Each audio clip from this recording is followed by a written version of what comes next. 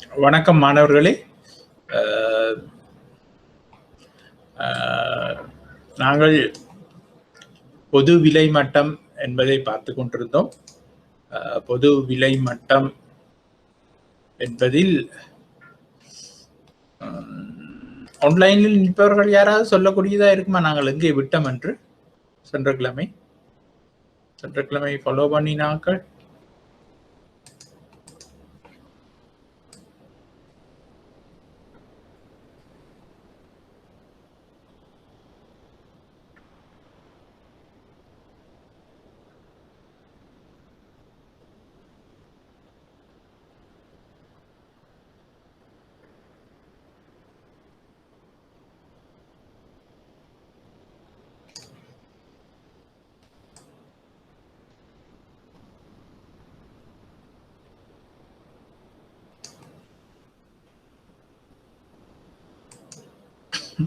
சரி, பரவாயில்லை. நாங்கள்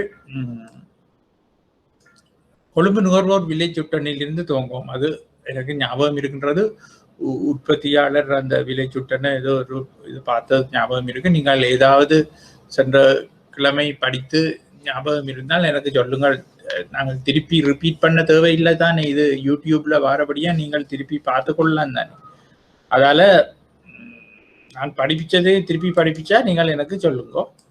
சரி, நாங்கள் இப்ப பார்ப்போம். நாங்கள் மொத்த உள்நாட்டு உற்பத்தி சுருக்கி பார்த்த நாங்கள் எனக்கு ஞாபகம் இருக்கு. உற்பத்தியாளர் விலைச்சுட்டன் இயல்புகள், உற்பத்தியாளர் விலைச்சுட்டன் பார்த்த நாங்கள். அதை தவிர தேசிய நுகர்வோர் விலைச்சுட்டனும் பார்த்த நாங்கள். அப்போ புதிய கொழும்பு நுகர்வோர் விலைச்சுட்டன் ஒன்று இப்ப வந்துட்டுது. இப்ப நாங்கள் அது ஒருக்கா கொஞ்சம் விளக்கமாக பார்ப்போம்.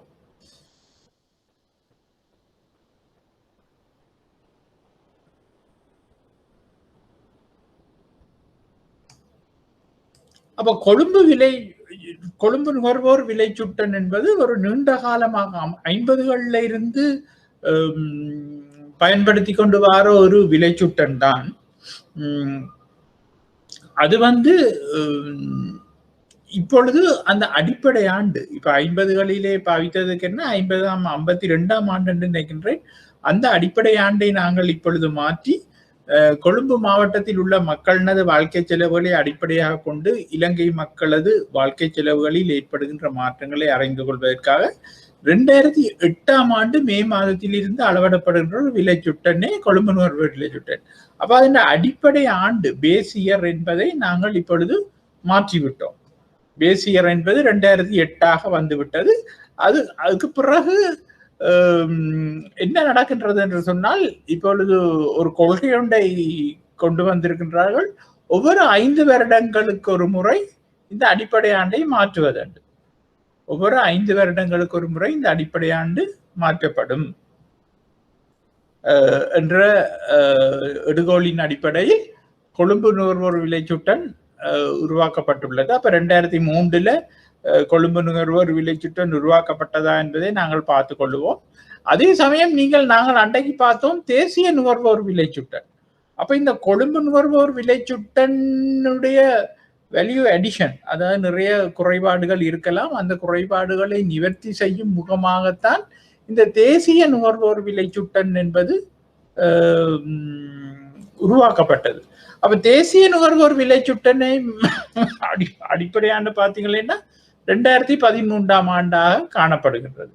அப்ப தேசிய அது 2013ல இருந்தால் துவங்கப்படுகின்றது. 2013 அடிப்படை ஆண்டாக வைக்கப்பட்டது. அப்ப தேசிய நுகர்வோர் விலை சுட்டனுக்கும் கொழும்பு நுகர்வோர் விலை சுட்டனுக்கும் உள்ள வித்தியாசம் என்ன என்பதை நீங்கள் இங்க பார்த்து கொள்ளலாம். நாங்கள் அன்றைக்கு இந்த தேசிய நுகர்வோர் விலை சுட்டனை பற்றி நாங்கள் படிக்கும் பொழுது முழு இலங்கையையும் உள்ளடக்கும் வகையில அந்த பாஸ்கெட் ஆஃப் குட்ஸ் என்று சொல்ற அந்த கூடையில் இருக்கின்ற பொருட்கள் வாங்கப்படும். அப்போ ஒவ்வொரு 9 மாகாணங்களையும் உள்ளடக்கியதாக இருக்கு. ஒவ்வொரு மாவட்டத்திலையும் அன்றைக்கு பார்த்தோம் 2 இடங்கள் 3 இடங்கள் விற்பனை நிலையங்களை தெரிவு செய்து அங்க சாமான்கள் வேண்டப்படுகின்றது.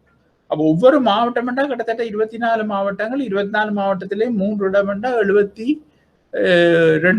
72 இடங்கள்ல இது வேண்டி இந்த சுட்டன் தயாரிக்கப்படுவதால் இது கொழும்பு நுகர்வோர் விலை சுட்டனோடு ஒப்பிடும் பொழுது மிகவும் ஒரு பொருத்தமானதாக இருக்கும் என்பதுதான் கணிப்பு, இல்லாட்டா ஊகம். அதுவே உண்மையாகவும் இருக்கலாம். அப்ப இங்க 2008ஆம் ஆண்டு நாங்கள் பேசியராக இருந்தது. அதில் இயல்புகளை நாங்கள் பார்க்கும் பொழுது கொழும்பு நுகர்வோர் விலை சுட்டனை பொறுத்த மட்டும் குடிசன மதிப்பு புள்ளி விவர திணைக்களத்தினால் இந்த விலை சுட்டன் கணிப்பிடப்படுகின்றது. அப்ப மத்திய வங்கியும் இந்த புள்ளி விவரத்தை கணிப்பிடும். ஆனா குடிசன மதிப்பு புள்ளி விவர திணைக்களத்தின் விலை சுட்டன் தான் பப்ளிஷ் பண்ணப்படும். அதாவது அந்த மாதம் முடிஞ்ச உடனே அதுக்கு அடுத்த ஒர்க்கிங் டேல கொழும்பு நுகர்வோர் விலை சுட்டன் இன்ன விலை சுட்டன் இருக்கின்றது என்பதை குடிசன மதிப்பு புள்ளி விவர திணைக்களம் உங்களுக்கு சொல்லும். அதாவது பப்ளிஷ் மீடியாவினூடாக அறிவிக்கப்படும். அப்ப இது 2013ஆம் ஆண்டை அடிப்படையாக கொண்டு தற்பொழுது காணப்படுகின்றது. அப்ப நான் சொன்ன மாதிரி 5 வருஷத்துக்கு ஒருக்கா இந்த சுட்டன் அடிப்படை ஆண்டு மாற்றப்படுகின்றது. ஆனா உடனடியாக 5 வருடம் 5 வருடத்திலேயே மாற்ற முடியாது. ஏனென்று சொன்னால் சில நேரங்களில் அந்த 5வது வருடம் ஒரு பெரிய பிளக்சுவேஷன் உள்ள தளம்பல்கள் உள்ள ஆண்டாக இருக்கும்.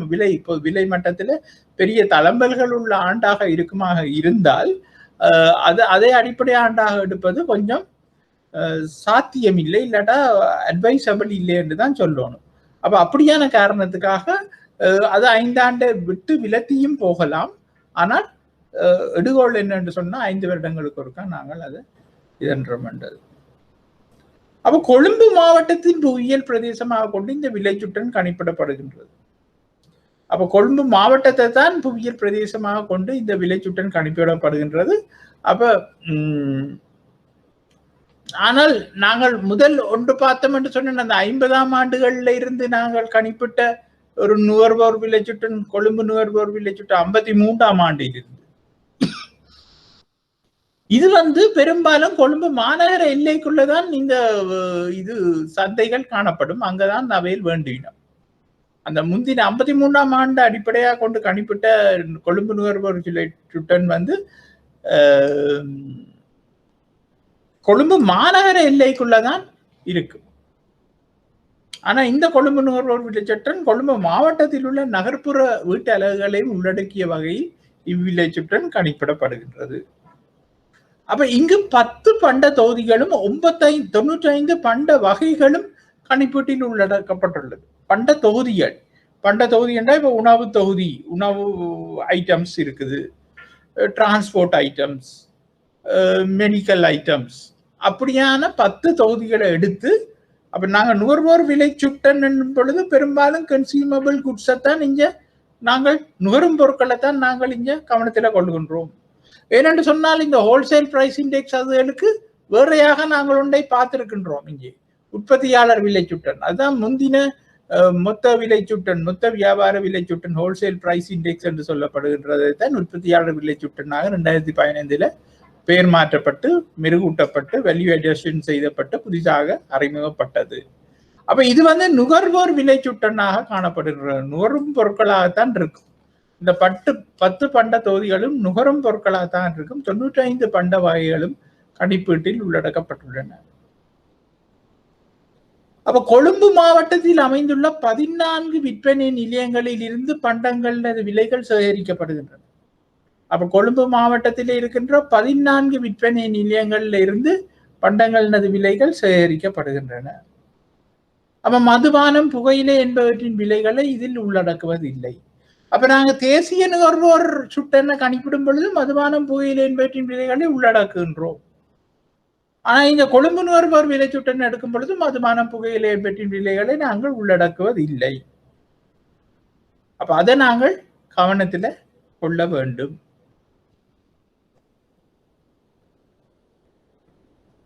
அப்ப இப்படித்தான் அப்ப நான் உங்களுக்கு அன்றைக்கே நான் உங்களுக்கு சொல்லி இருக்கின்றேன் எவ்வாறு இந்த சுட்டன் கணிப்பிடுவது என்று ஈக்குவேஷன் எல்லாம் போட்டு உங்களுக்கு காட்டி இருக்கின்றேன். அப்ப கொழும்பு நுகர்வோர் விலை சுட்டன் இயல்புகளை நாங்கள் பார்க்கும் பொழுது அந்த 2013 அடிப்படையாண்ட கொண்டு அதே மாதிரி தான் அந்த சந்தையில பொருட்களை வாங்கி அதே மாதிரி தான் அவை விற்கப்படும். அதே மாதிரி தான் அவை விற்கப்படும், கணிப்பிடப்படும். அந்த பொருட்களை வேண்டி அந்த நான் சொன்ன மாதிரி அந்த சிக்மா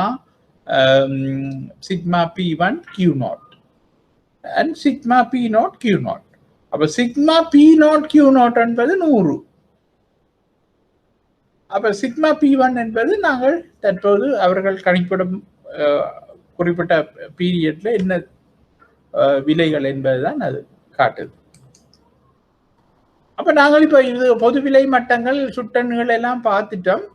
இப்பொழுது நாங்கள் பார்க்க போறது பணவீக்கம்.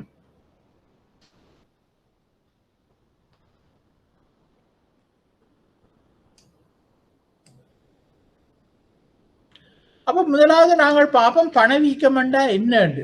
இப்ப நீங்க A லெவல்ல இதுகளை படிச்சவங்களுக்கு தெரிஞ்சிருக்கும் பணவீக்கம் என்றா என்னன்னு சொல்லி. பொருட்கள் சேவைகளது விலை மட்டத்தில் ஏற்படுகின்ற தொடர்ச்சியான அதிகரிப்பு. பொருட்கள் சேவைகளது விலை மட்டத்தில் ஏற்படுகின்ற தொடர்ச்சியான அதிகரிப்பை தான், அதாவது சும்மா ஒருக்கா விலையேறி போட்டு விட்டதுன்னா நாங்கள் அதை பணவீக்கம் என்று சொல்ல மாட்டோம். தொடர்ச்சியாக அதிகரிச்சு கொண்டிருப்போம். ஒருக்கா ஏறி விலை கூடி அப்புறம் 1 வருஷம் 2 வருஷத்துக்கு விலை மாறாம இருந்ததுன்னா அது பணவீக்கம் இல்லை. ஒருக்கா விலை ஏறி போட்டு அப்புறம் அடுத்த மாதம் விலை குறைஞ்சதுன்னா அதுவும் பணவீக்கம் இல்லை. அப்ப இந்த மாதம் ஒரு விலை கொஞ்சம் கூடுது, அடுத்த மாதம் கொஞ்சம் கூடுது, அதுக்கு அடுத்த மாதம் கூடுது, அப்படி தொடர்ச்சியாக கூடிக்கொண்டிருக்குமாக இருந்தால் அதை நாங்கள் பணவீக்கம் என்று சொல்லுவோம். அப்ப பொருட்கள் சேவைகளது விலை மட்டம் இல்லாட்டா பொது விலை மட்டம். அப்ப பொருட்கள் சேவைகளது விலை மட்டம் இல்லாட்டா பொது விலை மட்டம் என்றால் ஜெனரல் பிரைஸ் லெவல், பொதுவாக இருக்கின்ற பிரைஸ் லெவல். அப்ப இந்த பணவீக்கத்தை நாங்க 2 விதமா கூறலாம். ஒன்று கேள்வி தூண்டல் பணவீக்கம், அடுத்தது செலவு தள்ளுகை பணவீக்கம். அப்ப இந்த கேள்வி தூண்டல் பணவீக்கம் என்றா என்ன, செலவு தள்ளுகை பணவீக்கம் என்றா என்ன என்பதை நாங்க பார்க்கறதுக்கு முதல் பணவீக்கத்தை அதன் வேகத்தை கொண்டு பின்வருமாறு பிரிக்கலாம். அதாவது என்ன வேகமாக அந்த பணவீக்கம் அதிகரித்து கொண்டு போகுது இல்லாட்டா பணவீக்கம் ஏற்பட்டு கொண்டு போகுது என்பதை நாங்கள் சில பேர்களை கொண்டு நாங்கள் அதை சொல்லுறோம். பணவீக்கம் அதிகரிச்சிருக்கலாம், அந்த அதிகரிக்கின்ற வேகத்தை வச்சு நாங்கள் அதை ஒவ்வொரு பேர் சொல்லி அழைக்கின்றோம். அப்ப பாய்ச்சல் பணவீக்கம். அப்ப பாய்ச்சல் பணவீக்கம்னா கலப்பிங் இன்ஃப்ளேஷன் என்று நாங்கள் சொல்லுவோம். அப்ப பணவீக்கம் மிக கூடுதலாக இருக்கும். சில வேளைகளில் மாதத்துக்கு 50%, 50 மூவன்னா இல்ல, அதன் டைப்பிங் பிள்ளை, 50% கூடுதலாக இருக்கும். இந்த பாய்ச்சல் பணவீக்கம் சமூக பிரச்சனைகளை உருவாக்கலாம். ஏனெனில் மக்கள் பணத்தின் மீது உள்ள நம்பிக்கையை இதன் காரணமாக இழப்பர். அப்ப பாய்ச்சல் பணவீக்கம் என்பது இப்ப இன்றைக்கு ₹1 தல்பான ₹60 என்று சொன்னால் அடுத்த மாதம் ₹70 போயிடும், அதுக்கு அடுத்த மாதம் ₹80 போயிடும், அதுக்கு அடுத்த மாதம் ₹90 போயிடும். அப்ப நீங்க இப்ப இன்றைக்கு இருக்கிற நிலைமையில எனக்கு தெரியல எல்லா இடம் அப்படி என்று கொழும்பை பொறுத்த மட்டும் இப்ப மரக்கறிகளோட விலைகள் எல்லாம் அதிகரித்து கொண்டு போகின்றது. அப்ப மரக்கறிகளோட விலை, அந்த உப உணவுப் பொருட்கள் என்று சொல்லப்படுகின்ற அந்த தானிய வகைகள், அதுகளோட விலைகள் எல்லாம் கடுமையான ஏற்றம். அப்ப இதெல்லாம் ஏன் என்று சொன்னால், நாங்கள் இதை பணவீக்கம் என்ற ஒரு கருத்துக்குள்ள உள்ளடக்காமலும் விடலாம். ஏனென்று சொன்னால் ஒரு கட்டத்துல மழை இல்லாம போய் வறட்சி ஏற்பட்டு இல்லாட்டா கூடுதலான மழை ஏற்பட்டு வெள்ளம் ஏற்பட்டு பயிற்சிகள் பழுதடைந்த காரணத்தினால ஒரு 3 மாதத்துக்கு பிறகு இல்லாட்டா 2 மாதத்துக்கு பிறகு இப்படியான மரக்கறிகள் காய்கறிகளின் விலைகள் அதிகரிக்கலாம். அதே மாதிரிதான் இந்த தானிய வகைகளும் அப்படியான ஒரு இதுக்குள்ள கேட்டகரிக்குள்ள வாரப்படியால் நாங்கள் ஒரே அடியா அதை நாங்கள் பாய்ச்சல் பணவீக்கம் என்று சொல்ல முடியாது. அப்ப அப்படியான காலநிலைகள் கால சூழ்நிலைகளுக்கு ஏற்ற மாதிரி வார பணவீக்கங்களை நாங்கள் அந்த விலை அதிகரிப்பை நாங்கள் பணவீக்கம் என்று கொள்றே இல்லை. முக்கியமாக இந்த மைய பணவீக்கம் என்று நாங்கள் சொல்லுவோம். அந்த மைய பணவீக்கத்தை கணிப்பிடும் பொழுது அதை நாங்கள் எடுப்பதில்லை. அப்ப பாய்ச்சல் பணவீக்கம் என்பது இப்படியான விடயங்களை தவிர்த்து வேகமாக பொருட்கள் அதிகரித்து செல்லுமாக இருந்தால் அது பாய்ச்சல் பணவீக்கம் என்று நாங்கள் சொல்லுகின்றோம். அடுத்தது தவழும் பணவீக்கம். தவழும் பணவீக்கம் என்ற என்னன்னு சொன்னால் கிரீப்பிங் இன்ஃப்ளேஷன். இங்கு பணவீக்கமானது இங்க மிக மெதுவாக அதிகரிக்கும். அதாவது பணவீக்கம் மிக மெதுவாக இருக்கும், இல்லாட்டா விலைகள் மெதுவாக அதிகரிக்கும். இங்கு பொது விலை மட்டமானது சராசரியாக மிக குறைந்த வீதத்தில் அதிகரிக்கும். இங்கு பொது விலை மட்டமானது சராசரியாக மிக குறைந்த வீதத்தில் அதிகரிக்கும். சுருளும் பணவீக்கம். அடுத்தது சுருளும் பணவீக்கம், ஸ்பைரல் இன்ஃப்ளேஷன் என்று நாங்கள் சொல்லுவோம். அப்ப இங்கு விலைகளும் அதிகரிக்க, அதனூடாக கூலியும் அதிகரிக்கும். அதாவது ஊழியமும் அதிகரித்து கொண்டிருக்கும், விலையும் அதிகரித்து கொண்டிருக்கும். அப்ப இப்படி ரெண்டு பக்கம் அதிகரிப்பு இருக்கும் பொழுது அங்கு நாணய மதிப்பு வேகமாக குறைந்து செல்லும். நாணயத்தின மதிப்பு வேகமாக குறைந்து செல்லும். அதை நாங்கள் சொல்றது சுருளும் பணவீக்கம் என்று, ஸ்பைரல் இன்ஃப்ளேஷன் என்று சொல்லுவோம். அடுத்தது அமுக்க பணவீக்கம், சப்ரஸ்ட் இன்ஃப்ளேஷன் என்றது. அடுத்தது அமுக்க பணவீக்கம். பணவீக்கத்தினை அரசாங்கமானது விலை கட்டுப்பாடுகளின் மூலம் கட்டுப்படுத்த முடியுமானால் அது அமுக்க பணவீக்கம் எனப்படும். அரசாங்கத்தால் இதை நீண்ட காலத்துக்கு செய்ய முடியாது என்பதனால் இது தற்காலிகமானது ஒன்றாகவே இருக்கும். அப்ப அமுக்க பணவீக்கம் என்பது என்ன? பணவீக்கம் ஏற்படும், அது அரசாங்கம் செயற்கை முறையில கட்டுப்படுத்தி அந்த விலை அதிகரிப்பு இல்லாம வச்சுக்கொள்ளும். உதாரணமா மானியங்களை வழங்கி, இல்லாட்டா வரிகளை குறைந்த விலைக்கு விற்க சொல்லி கொண்டிருக்கும். ஏனென்று சொன்னா அந்த பொருட்களோட விலைகளை அதிகரிச்சா அது பணவீக்கம் ஏற்படுகின்றது என்பதை அரசாங்கம் காட்ட விரும்பாது, இல்லாட்டா காட்ட விருப்பமில்லை. அப்ப இப்படியான மானியங்கள் வழங்கலும் வரிகள்ல சலுகைகளை கொடுப்பது கனகாலத்துக்கு செய்யல. அப்ப அதுக்கு அடுத்த ஸ்டெப்பில் இன்னொருக்கா விலைகள் அதிகரிக்க வலிக்கிடும் பொழுது, அதாவது உற்பத்தி செலவு அதிகரித்து விலைகள் அதிகரிக்க முனையும் பொழுது அரசாங்கத்தால கூடுதலான வரி நிவாரணங்களையோ இல்லாட்ட மானியங்களையோ வழங்குவது கஷ்டமாக இருக்கும். அப்ப இதை நாங்க அமுக்க பணவீக்கம் என்று நாங்கள் சொல்லிக் கொள்வோம்.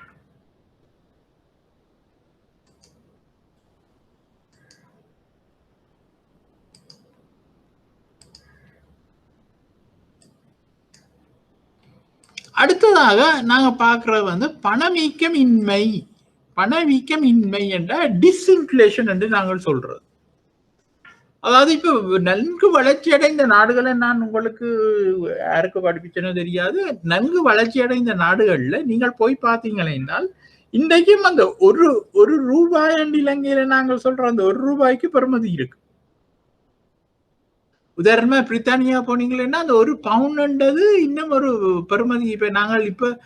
நாங்கள் சின்ன காலத்துல ஒரு 40 வருஷத்துக்கு முதல் ₹1 என்றால் அது பெரிய காசு. ₹1 ஒரு பஸ்ஸுக்கு கன தூரம் போறதுக்கே ₹1.90 காணும். ஆனால் இன்றைக்கு ஒரு ஸ்டேஷன்ல இருந்து ஒரு ஸ்டேஷன் போகவே ₹1.5 ₹2 சாரி ₹15 தேவைப்படுது. அப்ப நாங்கள் இதுல இருந்து விளங்கி கொள்ளணும் இந்த பணவீக்கத்தின் தன்மை.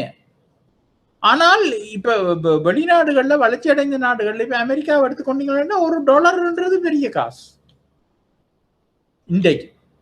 அப்ப அமெரிக்கான வரலாற்றை நீங்கள் யோசிச்சு பார்த்தீங்களா, அவையில அந்த பணவீக்கம் இன்மை இல்லாட்ட ஒரு மிதமான பணவீக்கத்துலதான் அந்த நாட்டை வச்சிருக்கணும். பிரித்தானியாவை எடுத்துக்கொண்டீங்கன்னா ஒரு மிதமான பணவீக்கத்துலதான் அந்த நாட்டுல இருக்கின்றது. கனடாவை எடுத்துக்கொண்டீங்கன்னா அங்கேயும் ஒரு மிதமான பணவீக்கத்துலதான் இருக்கும். அப்ப அதை நாங்கள் வேற விதமா சொல்ல போனா ஒரு மெதுவான பணவீக்கம் இல்லாட்ட பணவீக்கம் இன்மை என்று கூட நாங்கள் சொல்லலாம். அப்ப இது பணவீக்கத்தில் அதன் வேகத்தில் ஏற்படும் குறைவாகும், அல்லது பொது விலை மட்டங்களில் ஏற்படும் அதிகரிப்பில் ஏற்படும் பொதுமைத்தன்மையாகும். இது ஒரு குறுகிய காலத்துக்கு மட்டுமே காணப்படும், பொருளாதார மந்த காலங்களிலும் இது காணப்படும். அப்ப அப்படியான நாடுகள்ல நீங்க போனீங்கன்னா ஒரு பவுன் என்பது ₹270 என்பது வேற விஷயம், எங்களுக்கு பெரிய காசு என்பது வேற விஷயம். ஆனா அங்கே இருப்பவர்களுக்கு, அங்கே உழைப்பவர்களுக்கு அந்த ஒரு பவுன் பெரிய காசு. ஒரு சாதாரணமான ஒரு தொழிலாளி அங்க வேலை செய்தா அவனுக்கு ஒரு மணித்தியாலத்துக்கு 7 பவுன் 8 பவுன் தான் கொடுப்படும். நீங்கள் அங்கே ஒரு கடையில போய் நீங்கள் ஒரு ஏதாவது ஒரு சின்ன ஒரு கூல் ட்ரிங்க் கொண்டு எடுத்தீங்களே என்று சொன்னால் அங்க இப்பவும் 50p 60p தான் இருக்காரு. அதாவது 50% எங்களை வாசனத்துல சொல்ல போனா 50% 60% தான் அங்க ஒரு கோகோ கோலா இருக்கும். அப்ப அதன்படி பார்க்கும் பொழுது எங்களுக்கு இன்றைக்கும் விளங்குகிற ஒரு பவுனின் மதிப்பு. அப்ப இது பணமீக்கமின்மை. அப்ப ஒரு நாடு வளர்ச்சியடைந்த நாடு என்று நாங்கள் விளங்கிக் கொள்வதற்கு இந்த பணவீக்கமின்மையும் ஒரு சிம்பலாக காரணியாக இருக்கும். அடுத்ததாக பணச்சுருக்கம். அப்ப பணச்சுருக்கம் என்னண்டா இங்க பணவீக்கம் அதாவது எதிர்கணியத்தில் இருக்கு. பொருட்கள் இதுகளோட விலைகள் குறைந்து கொண்டு போகும். பொருட்கள் சேவைகளோட விலைகள் குறைந்து கொண்டு போகும். உதாரணமாக இன்றைக்கு ஒரு ராத்தல் பான் 60 ரூபாய் என்று சொன்னால் அடுத்த மாதம் அது 55 ரூபாயா போயிருக்கலாம், 59 ரூபாயா இருக்கலாம். அதுக்கு அடுத்த மாதமோ 6 மாதத்துக்கு பிறகு 58 ரூபாயா இருக்கலாம். அப்ப இதுல ஒரு விடயத்தை நான் உங்களுக்கு சொல்ல விரும்புகின்றேன் என்று சொன்னால், பொதுவாக பண சுருக்கத்தை பெரும்பாலும் ஒரு நாடும் விரும்புவதில்லை. ஏனென்று சொன்னா இந்த பணச்சுருக்கம் இடம்பெறும் பொழுது சில வேளைகளுக்கு உங்களுக்கு சம்பள உயர்வு இருக்காது, சில வேளை சம்பளங்கள் குறைவாக கூட கொடுக்க சான்சஸ் இருக்கின்றது. அப்ப அப்படியான நேரத்தில் உழைப்புக்கு போகின்ற ஒருத்தனுக்கு சைக்காலஜிக்கலி என்னடா இது, நான் போன முறை 1000 ரூபா போன மாதம் உழைச்சேன், இந்த முறை 950 ரூபா கிடைக்குது என்றோன்னு நாங்கள் பண சுருக்க நிலைமையை நாங்கள் யோசிக்கிறேன். நான் கூடுதலாக உழைக்க முடியவில்லை என்ற மாதிரி தான் யோசிப்பேன். பொருட்கள் சேவைகளோட விலைகள் குறைந்து கொண்டு போகின்றது என்றே யோசிக்க மாட்டினோம். தங்களோட வருமானம் குறையுது என்பதை ஒரு சைக்காலஜிக்கலி யோசிப்பினோம். அதே மாதிரி உற்பத்தியாளர்கள் இல்லாட்டா கடைக்காரர்கள் வியாபாரிகள் தாங்கள் போன வருடம் ஈட்டிய லாபம் இல்லாட்டா போன வருடம் நடந்த விற்பனையோடு ஒப்பிடும் பொழுது இந்த முறை குறைவாக இருக்கின்றது பண சுருக்கத்தினால் என்பதை ஏற்றுக்கொள்ள மாட்டார்கள். தங்களோட பெர்ஃபார்மன்ஸ் குறைவாக இருக்கின்றது இல்லாட்டா தாங்கள் சரியா பிசினஸ் செய்யவில்லை, ஒரு மோரலி இல்லாட்டா மோட்டிவேஷன் இல்லாம போயிடும். அப்ப முக்கியமான அந்த காரணங்களுக்காக ஒரு மெதுவான பணவீக்கம் இருப்பது ஏற்றுக்கொள்ளப்படுகின்றது, வரவேற்கப்படுகின்றது. ஆனால் இந்த பண சுருக்கம் என்பது இந்த பண சுருக்க காலங்கள்ல அப்படி ஒரு நிலை ஏற்படாது. அப்ப நாங்கள் ஆரம்பத்துல பணவீக்கம் என்றோன்னு நாங்கள் முதலாவதா பார்த்தனாங்க, அதுல 2 வகை, கேள்வி தூண்டல் பணவீக்கம் மற்றது செலவு தள்ளுகை பணவீக்கம் என்ற 2 விஷயத்தை நாங்கள் அதுல பார்த்திருந்தோம். அப்ப இதுல நாங்கள் இப்ப கேள்வி தூண்டல் பணவீக்கத்தை நாங்கள் பார்ப்போம். அப்ப இந்த டிமாண்ட் புல் இன்ஃப்ளேஷன் இல்ல, demand pull PULL demand pull inflation. அப்ப இது என்னென்று ஏற்படுகின்றது இந்த டிமாண்ட் புல் இன்ஃப்ளேஷன் என்று சொன்னால், பொருளாதாரம் ஒன்றின் மொத்த நிரம்பலை விட மொத்த கேள்வி அதிக அளவில் அதிகரிப்பதனால் பொருட்கள் சேவைகளது விலைகள் அதிகரித்து பொது விலை மட்டத்தில் ஏற்படுகின்ற அதிகரிப்பானது கேள்வி தூண்டுதல் பணவீக்கம் என்று சொல்லப்படுகின்றது. பொருளாதாரம் ஒன்றின் மொத்த நிரம்பலை விட மொத்த கேள்வி அதிக அளவில் அதிகரிப்பதனால் பொருட்கள் சேவைகளது விலைகள் அதிகரித்து பொது விலை மட்டத்தில் ஏற்படுகின்ற அதிகரிப்பானது கேள்வி தூண்டல் பணவீக்கம் என்று நாங்கள் சொல்லுகின்றோம்.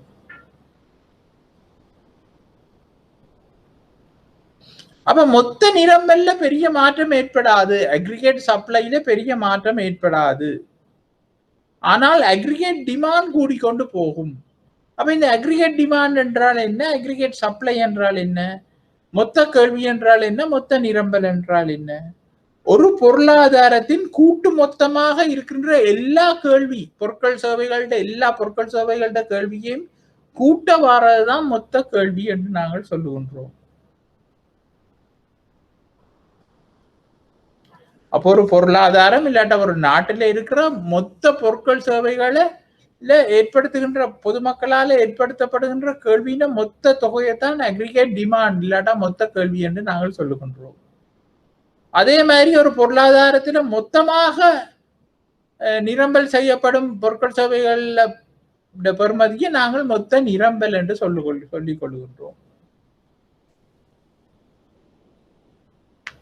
அப்ப இந்த கிராஃபை நீங்கள் பார்த்தீங்கன்னா தெரியும், மொத்த நிரம்பலில் எதுவித மாற்றமும் இல்லை, மொத்த நிரம்பல் அப்படியே தான் இருக்கின்றது.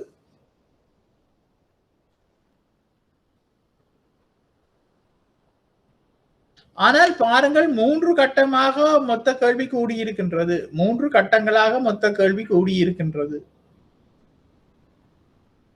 முதலாவது AD1 என்ற கோடு, பிறகு AD2 என்ற கோடு, பிறகு AD3 என்ற கோடு. அப்ப இந்த மொத்த நிரம்பல AD1 என்ற கோடு எங்கே சந்திக்கின்றது என்று சொன்னால் P1 Y1 என்ற இடத்திலே மொத்த நிரம்பலை மொத்த AD1 என்ற கோடு மொத்த கேள்வி கோடு முதலாவது. அப்ப AD2 என்ற கோடு மொத்த நிரம்பலை சந்திக்கும் இடம் P2 Y2. அப்ப மொத்த நிரம்பலை AD3 என்ற கோடு சந்திக்கும் இடம் P3 Y3.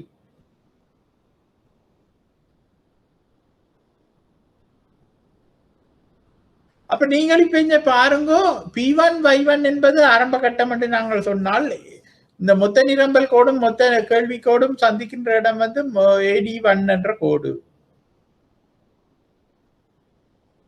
அப்ப அந்த புள்ளியை நாங்கள் வேணுமெண்டா E1 என்று சொல்லலாம். அப்ப மொத்த நிரம்பலில் எதுவித மாற்றங்களும் ஏற்படாத போது மொத்த கேள்வி கூடும் பொழுது மொத்த கேள்வி கோடு வந்து வலப்புறம் நகரும். AD1 இலிருந்து AD2 ஒன்று வலப்புறம் நகருகின்றது. அப்படி நகரும் போது அங்கு ஏற்படுகின்ற புதிய விலை வந்து P2, புதிய சமநிலை தொகை வந்து Y2, இல்லாட்டா Q2 ஒன்று சொல்லலாம். நாங்கள் வலிமையா Q1 தானே பார்க்கிறோம் நாங்கள். அப்ப அந்த இரண்டாவது சந்திக்கிற புள்ளி சமநிலை புள்ளியை வந்து நாங்கள் E2 ஒன்று சொல்லிக் கொள்ளலாம். அப்ப பாருங்கள், கேள்வியில் ஏற்படும் அதிகரிப்பு வந்து விலையில அதிகரிப்பை ஏற்படுத்தி விட்டுட்டது. விலையில அதிகரிப்பு ஏற்பட்டால் அது பணவீக்க நிலை. அப்ப இங்க மொத்த நிரம்பலில் மாற்றம் இல்லை, மொத்த கேள்வியில் ஏற்படும் அதிகரிப்பு P1 இருந்து P2 அதிகரிக்கும் பொழுது அந்த விலை வந்து P1 இருந்து P2 அதிகரிப்பது பணவீக்க நிலை. இதை நாங்கள் சொல்றது டிமாண்ட் புல் இன்ஃப்ளேஷன். அப்ப பாருங்க, AD2 இருந்து AD3 மீண்டும் அந்த மொத்த கேள்விக்கோடு அதிகரிக்கும் பொழுது அது P3 Y3 அதிகரிக்கும். P3 Y3 அதிகரிக்குமா என்றால் பாருங்க, P1 இருந்த விலைகள் கேள்வி அதிகரிப்பால P3 என்ற விலைக்கு போயிட்டுது. அப்ப இதைத்தான் நாங்கள் பணவீக்கம் என்று சொல்லிக் கொள்ளுகின்றோம்.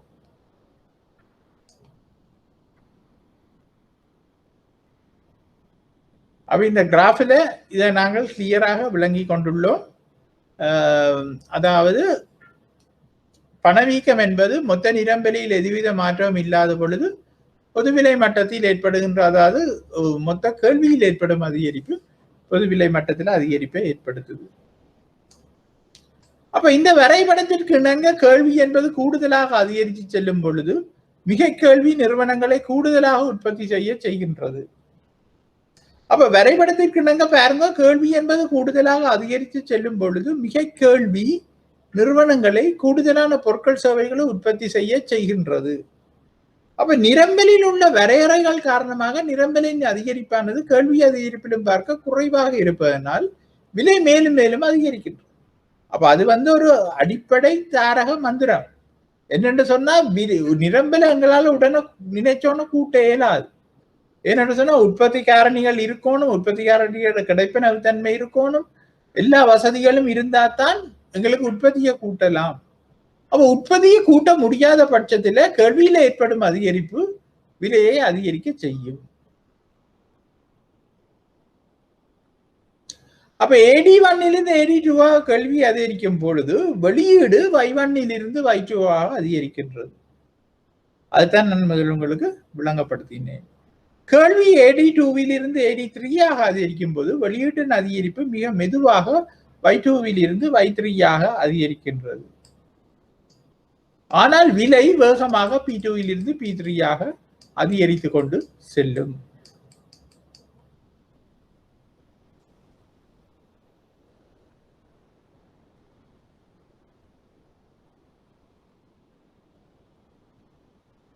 அப்ப நாங்கள் பார்ப்போம், இந்த கேள்வி தூண்டல் பணவீக்கத்தை ஏற்படுத்தும் காரணிகள் என்னண்டு. இந்த கேள்வி தூண்டல் பணவீக்கத்தை என்ன மாதிரியான காரணங்கள், அதாவது மொத்த கேள்வியில் ஏற்படும் அதிகரிப்பு என்னென்று ஏற்படுகின்றது என்பதை பார்ப்போம். கேள்வி தூண்டல் பணவீக்கத்தை ஏற்படுத்தும் காரணிகள்: தனியார் நுகர்வு செலவு அதிகரித்தல், அதாவது தனியார் பொதுமக்களிட நுகர்வு செலவு அதிகரிச்சு கொண்டு செல்லலாம். அதாவது தனியார் துறையின் முதலீட்டு செலவு அதிகரித்தல், அப்ப தனியார் துறையினர் முதலீட்டு செலவை அதிகரிக்கும் பொழுது அங்க என்ன நடக்கும் என்று சொன்னால் முதலீடு தொடர்பான பொருட்களை கொள்வனம் செய்ய வழிகிடுவார்கள். முதலீட்டு தொடர்பான பொருட்களை, இயந்திரங்களை, அதுக்கு உற்பத்தி காரணிகளை கொள்வனம் செய்ய வழிகிடும் பொழுது அதனாலும் செலவுகள் அதிகரிக்கும். செலவுகள் அதிகரிக்கும் பொழுது உற்பத்தி காரணிகளில் ஒன்றாக நாங்கள் உழைப்பை பற்றி கதைக்கின்றோம். அது உழைப்பின் வேதனமும் அதிகரிக்கலாம் முதலீடு அதிகரிக்கும் பொழுது. அப்ப அந்த முதலீட்டின் மூலமாக உழைப்பின் வருமானத்தை பெற்றுக்கொண்ட ஊழியர்கள் அவர்கள் செலவு செய்ய விரும்புவார்கள். அப்ப இதை விட்டு நாங்கள் பார்த்தோம்னா சில நேரங்களில் அரச கொள்வனவுகள் அதிகரிக்கலாம். அரசாங்கம் தான் செலவழிக்கிறதுக்கு இல்லாட்டா தான் நுகர்றதுக்கு இல்லாட்டா பொதுமக்களுக்கு வழங்குவதற்கு என்று எவ்வளவோ கொள்வனவுகளை அரசாங்கம் செய்யலாம். அதாவது வேற வகையில சொல்ல போனா அரசாங்கத்தின் பாதுகாட்டில் இல்லாட்டா செலவுகள் கூடும் பொழுது அரசு கொள்வனவுகள் அதிகரிக்கலாம். அப்ப அப்படி அரச கொள்வனவுகள் அதிகரிக்கும் பொழுது அங்க மொத்த கல்வியில ஏற்றம் காணப்படும். அடுத்து தேறிய ஏற்றுமதி அதிகரித்தல். இங்க தேறிய ஏற்றுமதி அதிகரித்தல் என்றது ஏற்றுமதி சய இறக்குமதி, ஏற்றுமதி செலவு, ஏற்றுமதி வருமானம், சய இறக்குமதி செலவு. அப்ப ஏற்றுமதி வருமானத்தில் இருந்து வார ஏற்றுமதி வருமானம் இறக்குமதி செலவிலும் பார்க்க கூடுதலாக இருக்கும் பொழுது அது தேறிய ஏற்றுமதி அதிகரிக்கின்றது. அப்ப தேறிய ஏற்றுமதி அதிகரிக்கும் பொழுது நீங்கள் என்னென்று அது கேள்வி தூண்டல் பணவீக்கத்தை ஏற்படுத்தும் என்று நினைக்கின்றீர்கள்? இந்த ஆன்லைன்ல இருக்கிற யாராவது பதில் சொல்லக்கூடியதா இருக்குமா? தேறிய ஏற்றுமதி அதிகரிக்கும் பொழுது அது என்னென்று பணவீக்கத்தை அதிகரிக்கும் என்று யாராவது சொல்லக்கூடியதா இருக்குமா? நீங்கள் சொல்லியிருந்தீர்கள் ஏலவெளியில் நாங்கள் படித்தோம் என்று, அதான் நான் கேட்கின்றேன், சொல்லக்கூடியதாக இருக்குமா? அது என்ன நடக்குது என்று சொன்னால், இப்ப தேறிய ஏற்றுமதியை அதிகரித்தல் என்று சொல்லும் போது நாங்கள் பொருட்கள் சேவைகளை வெளிநாட்டுக்கு ஏற்றுமதி செய்கின்றோம். ஏற்றுமதியின் மூலம் எங்களுக்கு அந்நிய செலாவணி கிடைக்கின்றது. அந்த அந்நிய செலாவணி உள்நாட்டுக்குள் வரும் பொழுது இலங்கை ரூபாவாக மாற்றப்பட்டு தான் வருகின்றது. அப்ப இலங்கை ரூபாக மாற்றப்பட்டு பணம் கிடைக்கும் பொழுது அது உள்ளூர் மக்களிடையே அந்த பணம் புழங்க துவங்குகின்றது. அந்த உள்ளூர் மக்களிடையே ஏதோ ஒரு வகையில், அதாவது இப்ப நான் ஒரு கம்பெனியை ஏற்றுமதி செய்கின்றேன்னு சொன்னா அந்த கம்பெனி கிடைக்கின்ற வருமானம் அந்த முதலாளி தன் தொழிலாளர்களுக்கு சம்பளத்தை கொடுக்கலாம், இல்லாட்ட முதலாளி தானே அந்த காசையும் எடுத்து நுகரலாம். எப்படியோ காசு கூட கிடைக்குது, அதால நுகரணும்.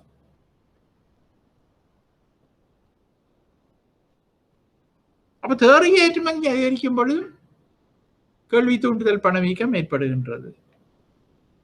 அடுத்ததாக பண நிரம்பலில் ஏற்படும் அதிகரிப்பு. அப்ப ஏதோ ஒரு வகையில பண நிரம்பல் அதிகரிக்கமாக இருந்தால் அந்த பண நிரம்பல் எப்படியோ பணவீக்கத்தை ஏற்படுத்தும். ஏனென்று சொன்னால் பண நிரம்பல் அதிகரிக்க அதாவது மக்கள் மத்தியில பணம் வர வர மக்கள் என்ன செய்வினம், பொருட்கள் சேவைகளுக்கான கேள்வியை கூட்டுவினம். என்னட்ட கையில நேற்று 1000 ரூபாய் இருந்தது, இன்றைக்கு ஏதோ ஒரு வகையில 2000 ரூபாய் வந்துட்டு நான் என்ன செய்யறேன்னு தெரியல. அப்ப நான் ஓடி போய் 1000 ரூபாய் வித்த, நேற்று 1000 ரூபாய் வித்த ஒரு பொருள் இன்றைக்கு 1100 ரூபாய் வித்தாலும் நான் வேண்டுவேன். அப்ப இன்றைக்கு நான் 1100 ரூபாய்க்கு பண்றேன்னா அவன் அடுத்த நாள் 1200 ரூபாய்க்கும் விலை கூட்டுவான். ஏன்னா அவன் யோசிப்பான், போன 1000க்கு வித்தது இந்த மாதிரி 1100 சொல்ல நான் வேண்டது தானே. அப்ப பண நிரம்பலில் ஏற்படும் அதிகரிப்பும் பணவீக்கத்தை ஏற்படுத்துகின்றது. மெய் வட்டி வீதத்தில் ஏற்படுத்துகின்ற வீழ்ச்சி. மெய் வட்டி வீதத்தில் ஏற்படுத்துகின்ற வீழ்ச்சின்னா மெய் ரியல் இன்ட்ரெஸ்ட் என்று நாங்கள் சொல்லுகின்றோம்.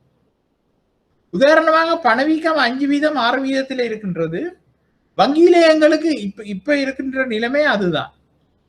பணவீக்கம் 6% 7% இருக்கின்றது. வங்கியில் எங்களுக்கு கிடைக்கின்ற வட்டி வீதம், நிலையான வைப்புக்கான வட்டி வீதம் 4%, 5% தான்.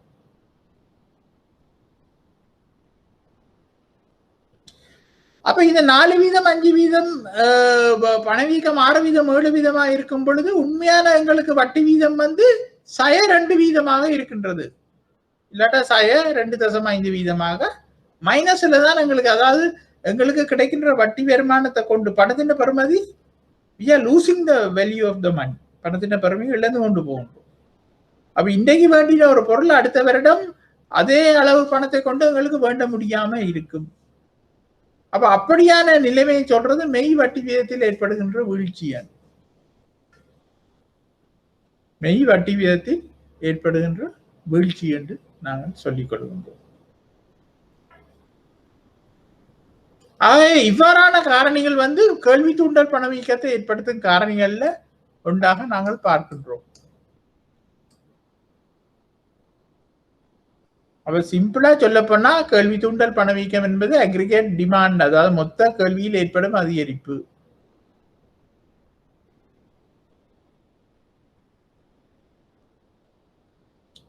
அடுத்தது செலவு தூண்டுதல், செலவு தள்ளுகை பணவீக்கம். கேள்வி தூண்டுதல் பணவீக்கம், அடுத்தது செலவு தள்ளுகை பணவீக்கம் என்று சொல்லிக் கொள்வோம். அந்த எடிங்க திருத்திக் கொள்ளுங்க. செலவு தள்ளுகை பணவீக்கம் என்று நாங்கள் அதை சொல்லுகின்றோம்.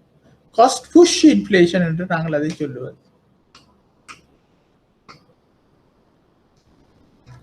செலவு தூண்டுதல் பணவீக்கம் அல்லது காஸ்ட் புஷ் இன்ஃப்ளேஷன் என்று நாங்கள் சொல்லிக் கொள்வோம்.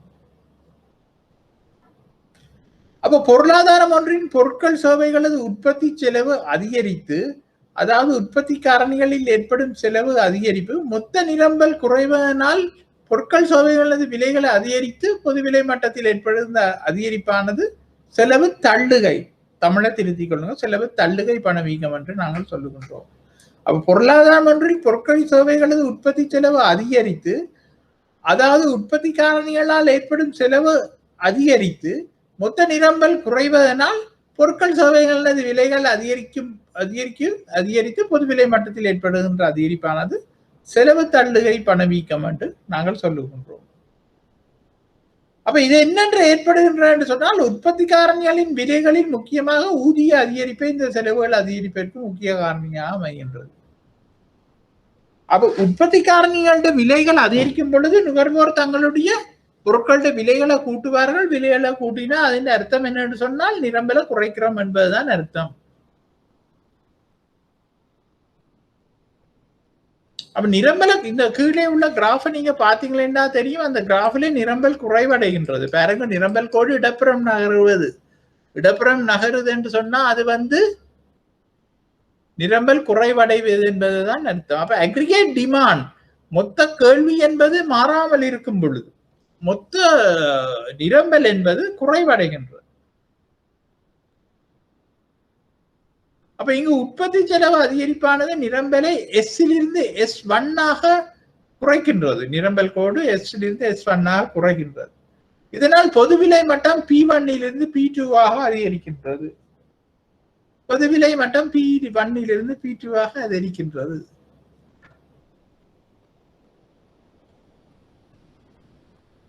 அப்ப இது ஒரு சிம்பிள் தியரி. அங்க நாங்கள் பார்த்தா ஏடி கூடிக்கொண்டு போக நிரம்பல் மாறாமல் இருக்க விலை அதிகரிக்கிறது. இங்க ஏடியில மாற்றம் இல்லை, நிரம்பல் குறைவடைய விலை அதிகரிக்கின்றது.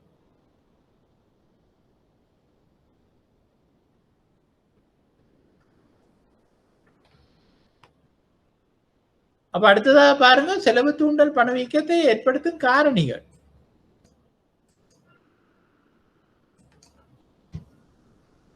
அப்ப முக்கியமாக செலவு தூண்டல் பணவீக்கத்தை ஏற்படுத்தும் காரணி என்னன்னு சொன்னால் உள்ளீடுகளின் விலை அதிகரித்தல். உள்ளீடுகளின் விலை அதிகரிக்கிறது தான் இதுக்கு உண்மையான காரணம். உள்ளீடுகளின் விலை அதிகரிக்கிறது. அதைத்தான் நான் சொன்னான் என்னன்னா, உற்பத்தி காரணிகளோட விலை அதிகரிக்கிறது என்று சொல்லி உள்ளீடுகளின் விலை அதிகரிக்கின்றது. அடுத்ததாக நாங்கள் பார்ப்போம் என்று சொன்னால் ஊதிய மட்டங்கள் விலை அதிகரித்தல். ஊதிய மட்டங்கள், அதாவது ஊழியத்துக்கு கொடுக்கின்ற கூலியின் இதுகள் அதிகரிப்பதுதான் ஊதிய மட்டங்கள் என்று நாங்கள் சொல்லுகின்றோம்.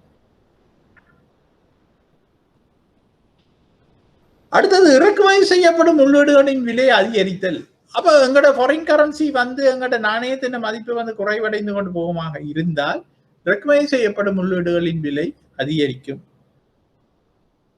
$10 முந்தி 180 ரூபாயாக ஒரு டாலர் இருக்கும் பொழுது 1800 ரூபாயாக நாங்கள் $10 ஒரு பொருளை வெளிநாட்டிலிருந்து இறக்குமதி செய்யும் பொழுது 1800 ரூபாய்க்கு இங்கே வேண்டக்கூடியதாக இருந்தால் இன்றைக்கு அது 200 ரூபாயாக போய்விட்டால் அந்த டாலரின் பெறுமதி இலங்கை ரூபாவில அதே $10 இப்ப 2000 ரூபாயாக இருக்கும். அப்ப வெளிநாட்டு விலையில் அங்க சர்வதேச சந்தையில அந்த பொருளுக்கு விலைகள்ல மாற்றம் இல்லாவிட்டாலும் இங்கே பண மதிப்பிறக்கத்தின் காரணமாக பொருட்களோட விலை அதிகரிக்கின்றது. அப்ப அதைத்தான் நாங்கள் சொல்றோம், இறக்குமதி செய்யப்படும் உள்ளீடுகளின் விலை அதிகரிக்கின்றது. அப்ப அரசாங்கத்தால் உற்பத்தி பொருட்கள் மீது நேரில் வரியை விதித்தல். அப்ப அரசாங்கமும் தன்னுடைய வருமானங்களை பார்க்க வேண்டி இருக்கின்றது, தன்னுடைய வருமானங்களை கூட்ட வேண்டி இருக்கின்றது. அப்படி தன்னுடைய வருமானத்தை கூட்ட வேண்டிய ஒரு காரணம் இருக்கும் பொழுது அரசாங்கம் என்ன செய்யும் என்று சொன்னால் இந்த உற்பத்தி பொருட்கள் மீதான வரியை மறைமுகமாக விதிக்கும். அப்ப மறைமுகமாக இந்த பொருட்கள் மீதான வரியை விதிக்கும் பொழுது நாங்கள் சொல்லுவது நேரில் வரி என்று நாங்கள் சொல்லுவோம். அப்ப அந்த நேரில் வரியை அரசாங்கம் அதிகரிக்கும் பொழுது அப்ப அரசாங்கமும் எப்படியான பொருட்கள் மீது நேரில் வரி விதிக்கும் என்பதை நாங்கள் முந்தி பார்த்திருக்கோம். விலைசார் கேள்வி நிகழ்ச்சி ஒன்றுக்கு குறைவாக இருக்கும் பட்சத்தில் அதுல நாங்கள் நேரில் வரியை விதிச்சா கூடுதலான வருமானத்தை அரசாங்கத்துக்கு பெற்றுக்கொள்ளலாம் என்பது நாங்கள் ஏற்கனவே படிச்சிருந்தோம். அப்ப அப்படியான ஒன்றுக்கு குறைவான விலைசார் கேள்வி நிகழ்ச்சி உள்ள பொருட்கள் மீது அரசாங்கம் வரி விதிக்கும் பொழுது அங்கே பொருட்களோட விலை அதிகரிக்கும். ஒன்றுக்கு குறைந்த கேள்வி நிகழ்ச்சி உள்ள பொருள் என்றபடியால் மக்கள் அதை கட்டாயம் வாங்கித்தான் தீர வேண்டும். அதுக்கு பிரதியீட்டு பொருட்கள் குறைவாக இருக்கும். அப்படி பிரதியீட்டு பொருட்கள் இருந்தாலும் அந்த பொருட்கள் மீதும் வரி விதிக்கப்படும். ஆகவே கட்டாயம் அந்த பொருட்களை வாங்க வலிக்கிடும் பொழுது விலை அதிகரிப்பு காணப்படும்.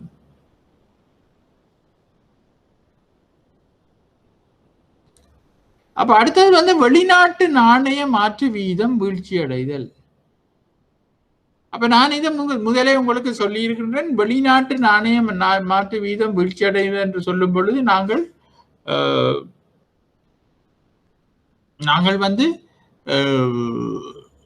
180 ரூபாயாக இருந்த $200 200 ரூபாயாக குறைகின்றது என்று கூறும் பொழுது அது கட்டாயம் வீழ்ச்சி அடைந்து கொண்டு போகின்றது.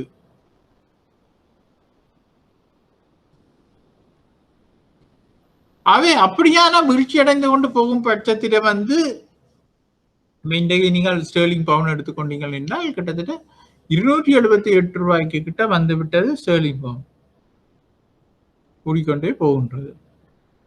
அப்ப ஒரு சடுதியான என்று சொல்லாவிட்டாலும் ஒரு சராசரி நிலைமைகளிலும் பார்க்க கூடுதலான ஒரு வீழ்ச்சியாக அது காணப்படுகின்றது. அப்ப அப்படியான வெளிநாட்டு நாணய மாற்று வீதத்தில இலங்கை ரூபாய் என்ற பெறுமதி குறைவடைந்து கொண்டு வரும் பொழுது எங்களுக்கு பணவீக்கம் என்பது ஏற்படுகின்றது. அது முக்கியமாக செலவு தூண்டுதல் பணவீக்கமாகத்தான் நாங்கள், செலவு தள்ளுகை பணவீக்கமாகத்தான் நாங்கள் அதை சொல்லுகின்றோம். அப்ப இந்த பணவீக்கத்தின் காரணமாக பொருளாதாரத்தில் ஏற்படுகின்ற விளைவுகளை பற்றி நாங்கள் பார்ப்போம்.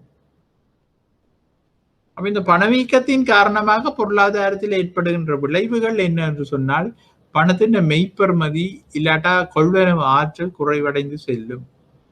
அப்ப பணத்தின் மெய்ப்பெறுமதி என்றது ரியல் வேல்யூ என்று நாங்கள் இங்கிலீஷில் சொல்லுவோம். பணத்தின் ரியல் வேல்யூ, பணத்தின் ரியல் வேல்யூ குறைந்து கொண்டு செல்லும். இல்லாட்டா கொள்வனவு ஆற்றல் பர்ச்சேசிங் பவர் குறைவடைந்து கொண்டு செல்லும்.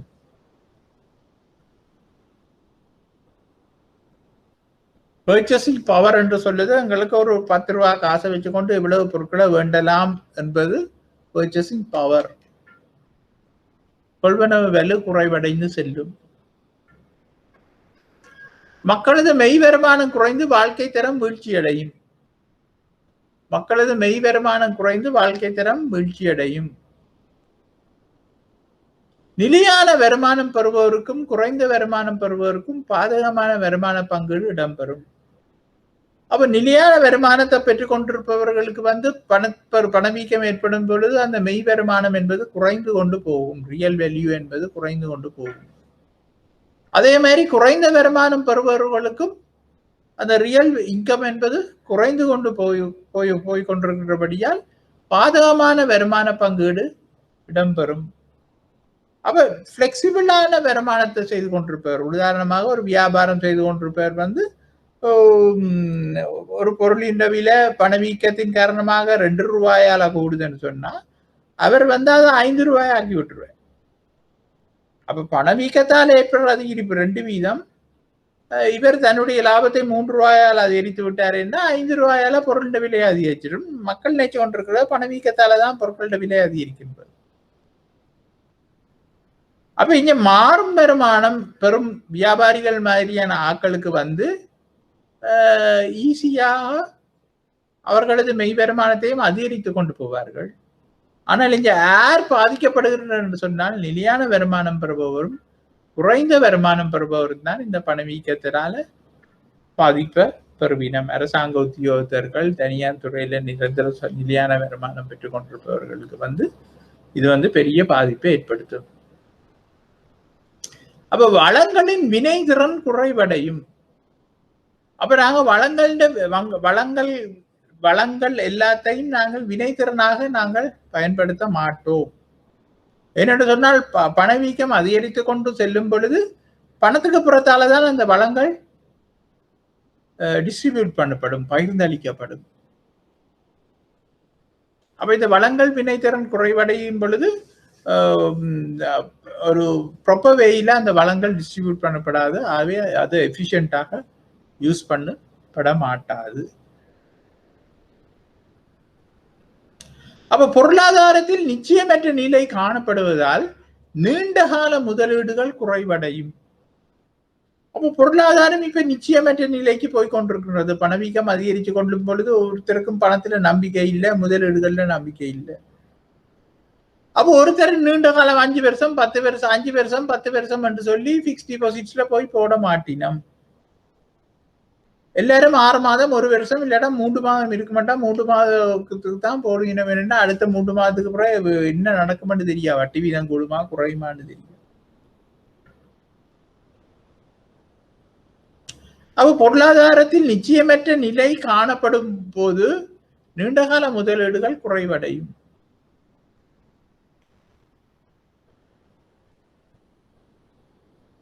ஏற்றுமதி வருமானங்கள் குறைவடைந்து இறக்குமதி செலவுகள் அதிகரிப்பதனால் சென்மதி நிலுவைப் பிரச்சனைகள் ஏற்படும். அப்ப பணவீக்கம் அதிகரிக்கும் பொழுது என்னென்று எங்களுக்கு ஏற்றுமதி வருமானம் எங்களுக்கு கிடைக்காம போகுது என்று சொன்னால் உள்நாட்டு உற்பத்தி பொருட்களோட உள்நாட்டு செலவு உற்பத்தி செலவு அதிகரிச்சிடும். உள்நாட்டு உற்பத்தி பொருட்களோட விலைகள் அதிகரிச்சோன்னு அது வந்து வெளிநாட்டுக்கு நாங்கள் விற்கிற விலையில மாற்றம் ஏதும் இருக்கக்கூடாது. ஏண்டா உலகளாவிய ரீதியில அந்த பொருளுக்குரிய விலையில மாற்றத்தை ஏற்படுத்தக்கூடாது. ஏற்படுத்தினா பொருட்களை சர்வதேச ரீதியில மக்கள் வாங்காம விட்டுருவார்கள். ஏற்றுமதி எங்கள்கிட்ட இருந்து இறக்குமதி செய்பவர்கள் வாங்காம விட்டுருவார்கள். அப்ப அந்த விற்பனை விலையில் மாற்றம் இல்லாத சந்தர்ப்பத்துல இங்க உற்பத்தி செலவு அதிகரிக்கும் பொழுது எங்களுடைய உற்பத்தியாளருடைய லாப பங்கு குறைவடையும். அப்ப லாப பங்கு குறைவடையும் பொழுது அவர்கள் வந்து பொருட்கள் விலையை அதிகரிக்கப்படும் பொழுது அங்க வெளிநாட்டு இறக்குமதியாளர்கள் அந்த பொருட்களை வாங்க தயங்குவார்கள். அப்ப அப்படியான நேரத்துல ஏற்றுமதி வருமானம் குறைவடையும். அப்ப இறக்குமதி செலவுகள் அதிகரித்து கொண்டு போகும் பொழுது அப்ப இங்க உள்நாட்டில விலைகள் அதிகரிக்கின்றது, ஃபாரின் கரன்சியின் வேல்யூ குறைஞ்சு கொண்டு போகின்றது. நான் சொன்ன மாதிரி முதல் $1 $10 1800 ரூபா என்று சொன்னால் 180 ரூபா படி இப்ப 2000 ரூபாய் ஆக போயிட்டுது என்று சொன்னால் எங்களுக்கு இறக்குமதி செலவுகள் அதிகரிக்கின்றன. 1800ல இருந்த இறக்குமதி செலவு இப்ப 2000 ஆக போயிட்டுது. அப்ப இறக்குமதி செலவு அதிகரிக்கும் பொழுது அந்நிய செலாவணி பிரச்சனை என்றொன்று வருகின்றது. என்ன, ஏற்றுமதி வருமானம் குறைவாக இருக்கும், இறக்குமதிகள் செலவுகள் கூடுதலாக இருக்கும் பொழுது அந்நிய செலாவணியில பற்றாக்குறை ஏற்பட்டு சென்மதி நிலுவை பிரச்சனை ஏற்படும். வேண்டாம், ஏற்றுமதி குறைஞ்சு கொண்டு போகுது, இறக்குமதி கூடும், சென்மதி நிலுவையில பிரச்சனை ஏற்படும். அப்ப இந்த சென்மதி நிலுவை என்றா என்னன்னு நாங்கள் பிறகு படிப்போம். அப்ப நாணய மாற்று வீத பெறுமதியும் வீழ்ச்சி அடையும். அப்ப நான் சொன்ன மாதிரி அந்த $1 180 ரூபாயில இருந்தா இப்ப இன்னைக்கு 200 ரூபாயா போயிட்டு வேண்டா, அது வீழ்ச்சி அடையும். அப்ப கடன் கொடுத்தவருக்கு பாதிப்பினையும் கடன் பெற்றோருக்கு நன்மையையும் இது ஏற்படுத்தி விட்டுரும்.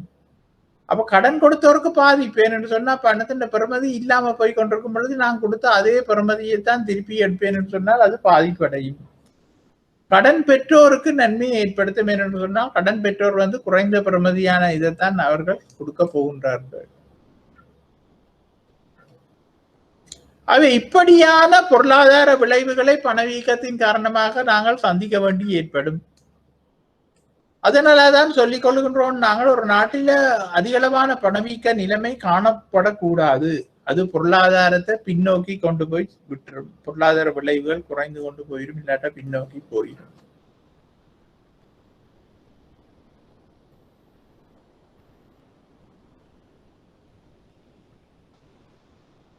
அப்ப நாங்க பணவீக்கத்தை பற்றி படிச்சிட்டோம். அதற்கு முதல் நாங்கள் பணத்தை பற்றி படித்திருந்தோம். அப்ப இந்த 2 செக்ஷன்லயும் ஏதாவது விளங்காமல் இருந்தால் கேட்டுக்கொள்ளலாம். ஒரு 2 நிமிடம் டைம் தரலாம். உங்களுக்கு ஏதாவது இல்லை அப்படி இல்லையென்றால் அந்த டைமை மிச்சம் பிடிப்பதற்காக நீங்கள் ஓகே எங்களுக்கு விளங்குத ஒரு பிரச்சனையும் இல்லையென்றா அதை இருக்கா மெசேஜா டைப் பண்ணி விடுங்க. அப்ப ஓகே நான் அடுத்த இதுக்கு போகலாம். இல்லாட்டால் ஒவ்வொரு செக்ஷன்லயும் உங்களுக்கு உடனடியாக ஏதாவது கேள்விகள் இல்லாட்டா சந்தேகங்கள் ஏற்பட்டால் உடனடியாக தீர்த்து கொள்ளுங்கள்.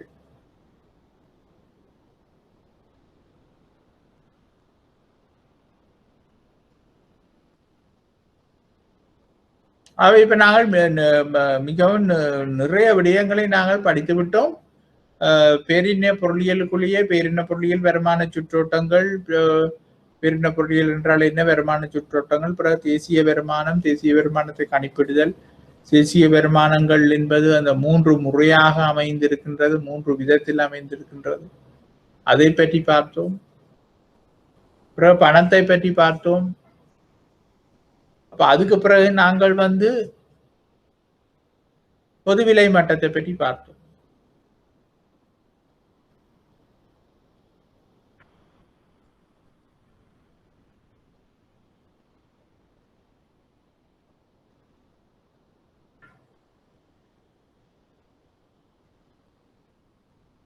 அப்ப நாங்கள் அடுத்ததான் நாங்கள் பார்க்க போறது வந்து வணிக வங்கிகள். அதுவும் ஒரு முக்கியமான செக்ஷன். பிராக்டிக்கல் இப்ப எங்களோட பேங்கிங் என்ற வங்கிகளோட தொடர்பட்ட ஒரு விடயமாக இருக்கின்றது வணிக வங்கிகள், வர்த்தக வங்கியல், கொமர்ஷியல் பேங்கிங் என்று நாங்கள் சொல்லிக்கொள்வோம். அப்ப இந்த கொமர்ஷியல் பேங்கிங்கை பற்றி நாங்கள் படிப்பதற்கு முதல் நாங்கள் பணத்தை பற்றி படித்திருந்தது நாங்கள் ஞாபகப்படுத்தி கொள்வோம். அப்ப பணத்தை பற்றி நாங்கள் படித்திருக்கின்றோம். இப்ப பணம் என்றால் என்ன, பணம் என்னென்று உருவாகியது, பண்டமாற்று பொருளாதாரங்களில் ஏற்பட்ட பிரச்சனைகள் காரணமாக பணம் உருவாகியது என்றெல்லாம் நிறைய விடயங்களை நாங்கள் படித்திருக்கின்றோம்.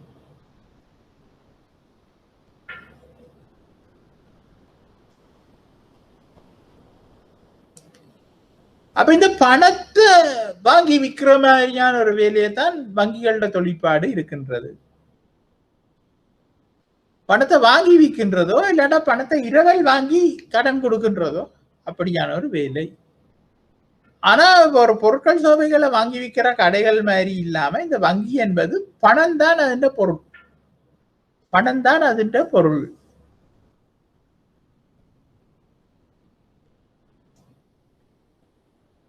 அப்ப இந்த வணிக வங்கிகளோடு சேர்ந்து நாங்கள் நிதி நிறுவனங்கள் என்றும் ஒரு பெரிய ஒரு பொருள்பட ஒரு விடயத்தை சொல்லிக் கொள்ளலாம். ஏனென்றா நாங்கள் நிதி நிறுவனங்களை பற்றி நாங்கள் வேறையா படிக்க போறது இல்லை. அப்ப இந்த வணிக வங்கிகள் என்பது என்ன, நிதி நிறுவனங்கள் என்றால் என்ன? இப்ப நிதி நிறுவனங்கள் என்ற ஒரு கன்செப்டுக்குள்ள வணிக வங்கிகள் வரும், ஆனா நிதி நிறுவனங்கள் வேற.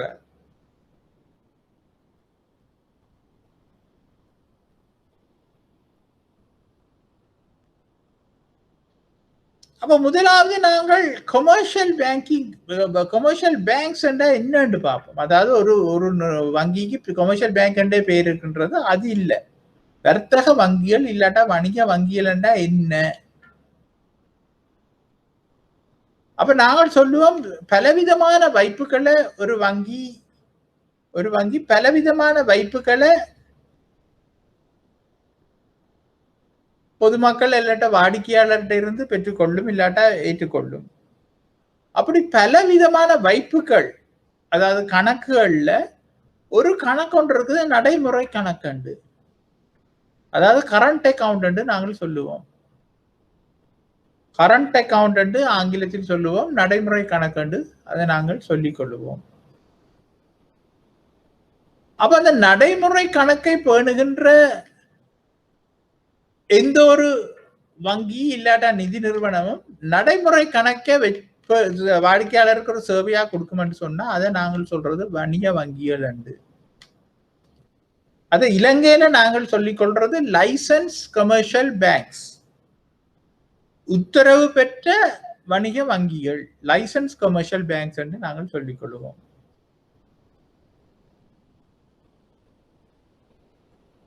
அப்ப இந்த வைப்புகள் என்று நாங்கள் சொல்ற விடயத்துக்குள்ள நிறைய வகையான வைப்புகள் இருக்கின்றது.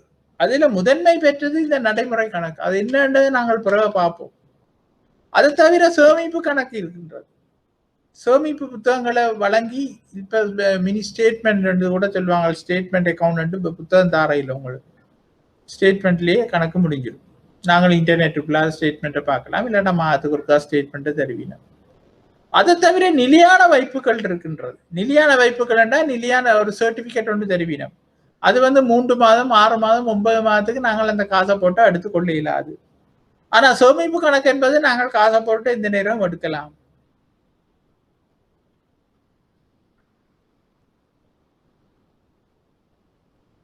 அப்ப இப்படியான நிறைய வைப்பு விதிகள் இருக்கின்றன, வகைகள் இருக்கின்றன. அப்ப இந்த எல்லா வகையான வைப்புகளையும் வங்கிகள் ஏற்றுக்கொள்ளுகின்றன. அதுல நடைமுறை கணக்கை வச்சிருக்கின்ற வங்கியை தான் நாங்கள் சொல்றது லைசன்ஸ் கமர்ஷியல் பேங்க்ஸ்.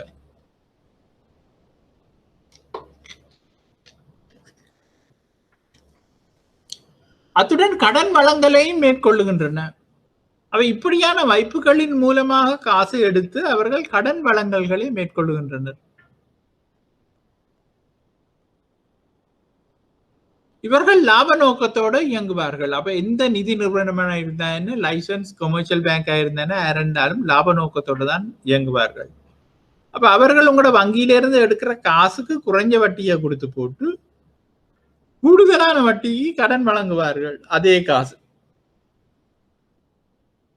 உதாரணமா 5 வீதத்துக்கு 5 வீதம் தரணும்னு சொல்லி எங்கள்கிட்ட இருந்து வைப்பை எடுத்து போட்டு எங்கட வைப்புகளுக்கு 5 வீத வட்டியை தந்து கொண்டு அவர்கள் அதே காசை எடுத்து அதே தொகையை 10 வீதத்துக்கு கடனாக வழங்குவார்கள். அப்படி 10 வீதத்துக்கு வழங்கும் பொழுது அந்த இடைப்பட்ட 5 வீதம் அந்த வங்கிக்கு ஏற்படுகின்ற லாபம், சுருக்கமாக சொல்ல போன. அப்ப இந்த லாப நோக்கத்தோட தான் இந்த வங்கிகள் இயங்குகின்றன.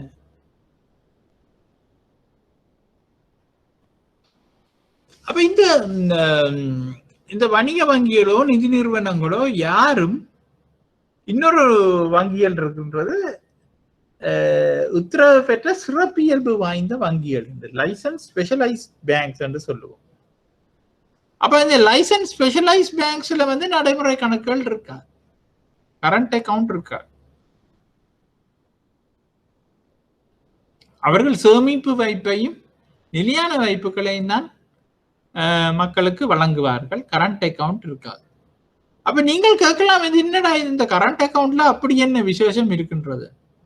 கரண்ட் அக்கவுண்டில் விசேஷம் இருக்கின்றது. அதை பற்றி நாங்கள் கொஞ்சம் கொஞ்சமாக பின்பு பார்ப்போம். அப்ப இப்ப நாங்கள் 3 நிறுவனங்களை பார்க்கின்றோம் இந்த பேங்கிங் லைசன்ஸ் கமர்ஷியல் பேங்க்ஸ், உத்தரவு பெற்ற வணிக வங்கிகள், உத்தரவு பெற்ற சிறப்பியல்பு வாய்ந்த வங்கிகள் லைசன்ஸ் ஸ்பெஷலைஸ் பேங்க், அதை தவிர நிதி நிறுவனங்கள், அதை நாங்கள் ஃபினான்ஸ் கம்பெனிஸ் என்று சொல்லிக்கொள்வோம். அப்ப இந்த 3ஐயும் சேர்த்து தான் நாங்கள் சொல்றது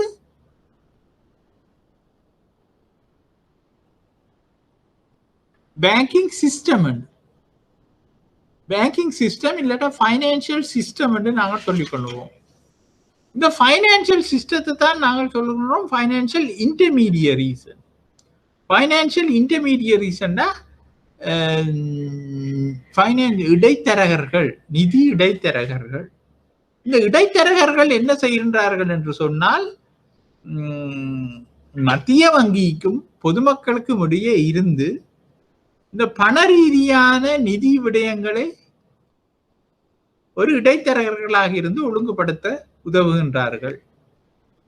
இந்த மத்திய வங்கியால ஒரு நாட்டுக்குரிய பணத்தை அச்சிட்டு வெளியிடும் பொழுது அந்த பணத்தை அந்த பொதுமக்களிடம் ஒரு உத்தியோகபூர்வ முறையில் சட்ட ரீதியான முறையில் எடுத்து செல்லுகின்ற ஒரு சிஸ்டம் தான் இந்த நிதியியல் இன்டர்மீடியரிஸ், பைனான்சியல் இன்டர்மீடியரிஸ் என்று சொல்லப்படுகின்ற நிதி இடைத்தரகர்கள்.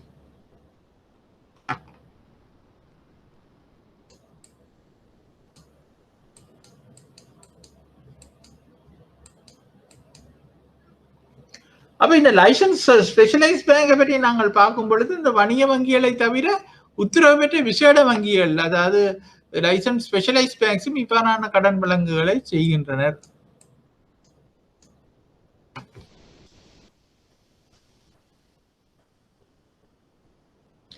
அப்ப வங்கிகள் பல்வேறான வாடிக்கையாளர்களுடன் மேற்கொள்ளுகின்ற தொழிற்பாடுகளின் ஊடாக பொருளாதாரத்தின் செயலாற்றுகைக்கும் அபிவிருத்திக்கும் அத்தியாவசியமான பல நிதியியல் பணிகளை வழங்குகின்றன. அப்போ ஒரு பேக் போனாக இல்லாட்டா ஒரு மிகவும் ஒரு பெரிய தூணாக இந்த வணிக வங்கிகள் இல்லாட்டா பைனான்சியல் இன்டர்மீடியரிஸ் என்பவர்கள் இந்த நாட்டின் பொருளாதார அபிவிருத்திக்கு செயலாற்றுகைக்கு விரும்பியோ விரும்பாமலோ அப்படி ஒரு தூணாக வந்து அமைந்து விட்டார்கள். பல நிதியியல் பணிகளை இவர்கள் வழங்குகின்றார்கள். அப்ப வங்கிகளின் மேற்படி நிதியியல் தொழிற்பாடுகளில் தொடர்பு கொள்ளுகின்ற வாடிக்கையாளர்கள் பிரதானமான 3 பிரிவுகளை சேர்ந்தவர்களாக இருக்கின்றார்கள். அப்ப இப்படியான நிதியியல் தொழிற்பாடுகள்ல தொடர்பு கொள்ளுகின்ற வாடிக்கையாளர்கள்ல பிரதானமாக 3 பேர் அவர்கள் பின்வருமாறு இருக்கின்றார்கள். நிதியங்களை வழங்குகின்றவர்கள் அல்லது வங்கிகளில் பணத்தை முதலீடு செய்கின்றவர்கள். அப்ப யாருன்னு சொன்னா நாங்கள் சுருக்கமாக சொல்ல போனா டிபாசிட்டர்ஸ் இல்லாட்டா வைப்பாளர்கள், பண வைப்பாளர்கள், டிபாசிட்டர்ஸ் என்று நாங்கள் சொல்லுவோம். அப்ப அவர்கள்தான் முதலாவதான ஆக்கள். நிதியங்களை வழங்குபவர்கள் அவர்கள் வங்கிகளில் பணத்தை முதலீடு செய்கின்றார்கள். பண வைப்புகளின் உரிமையாளர்களாக இருக்கின்றார்கள். கடன் கொடுத்தோர் மற்றும் பங்கு உடைமையாளர்களும் இதில் உள்ளடங்குகிறார்கள். அப்ப அந்த வங்கியில பணத்தை வச்சவர்கள் மட்டும் இல்ல, அந்த வங்கிக்கு கடன் கொடுத்தவர்களும் மற்றும் பங்குடைமையாளர்கள், அதாவது ஷேர் ஹோல்டர்ஸ் என்று சொல்லப்படுகிற உரிமையாளர்களையும் நாங்கள் இதுக்குள்ளதான் நாங்கள் அடங்குகின்றோம். ஏன்னா பங்குடைமையாளனும் அந்த வங்கியில காசை போட்டுட்டு தான் இருக்கிறாங்க.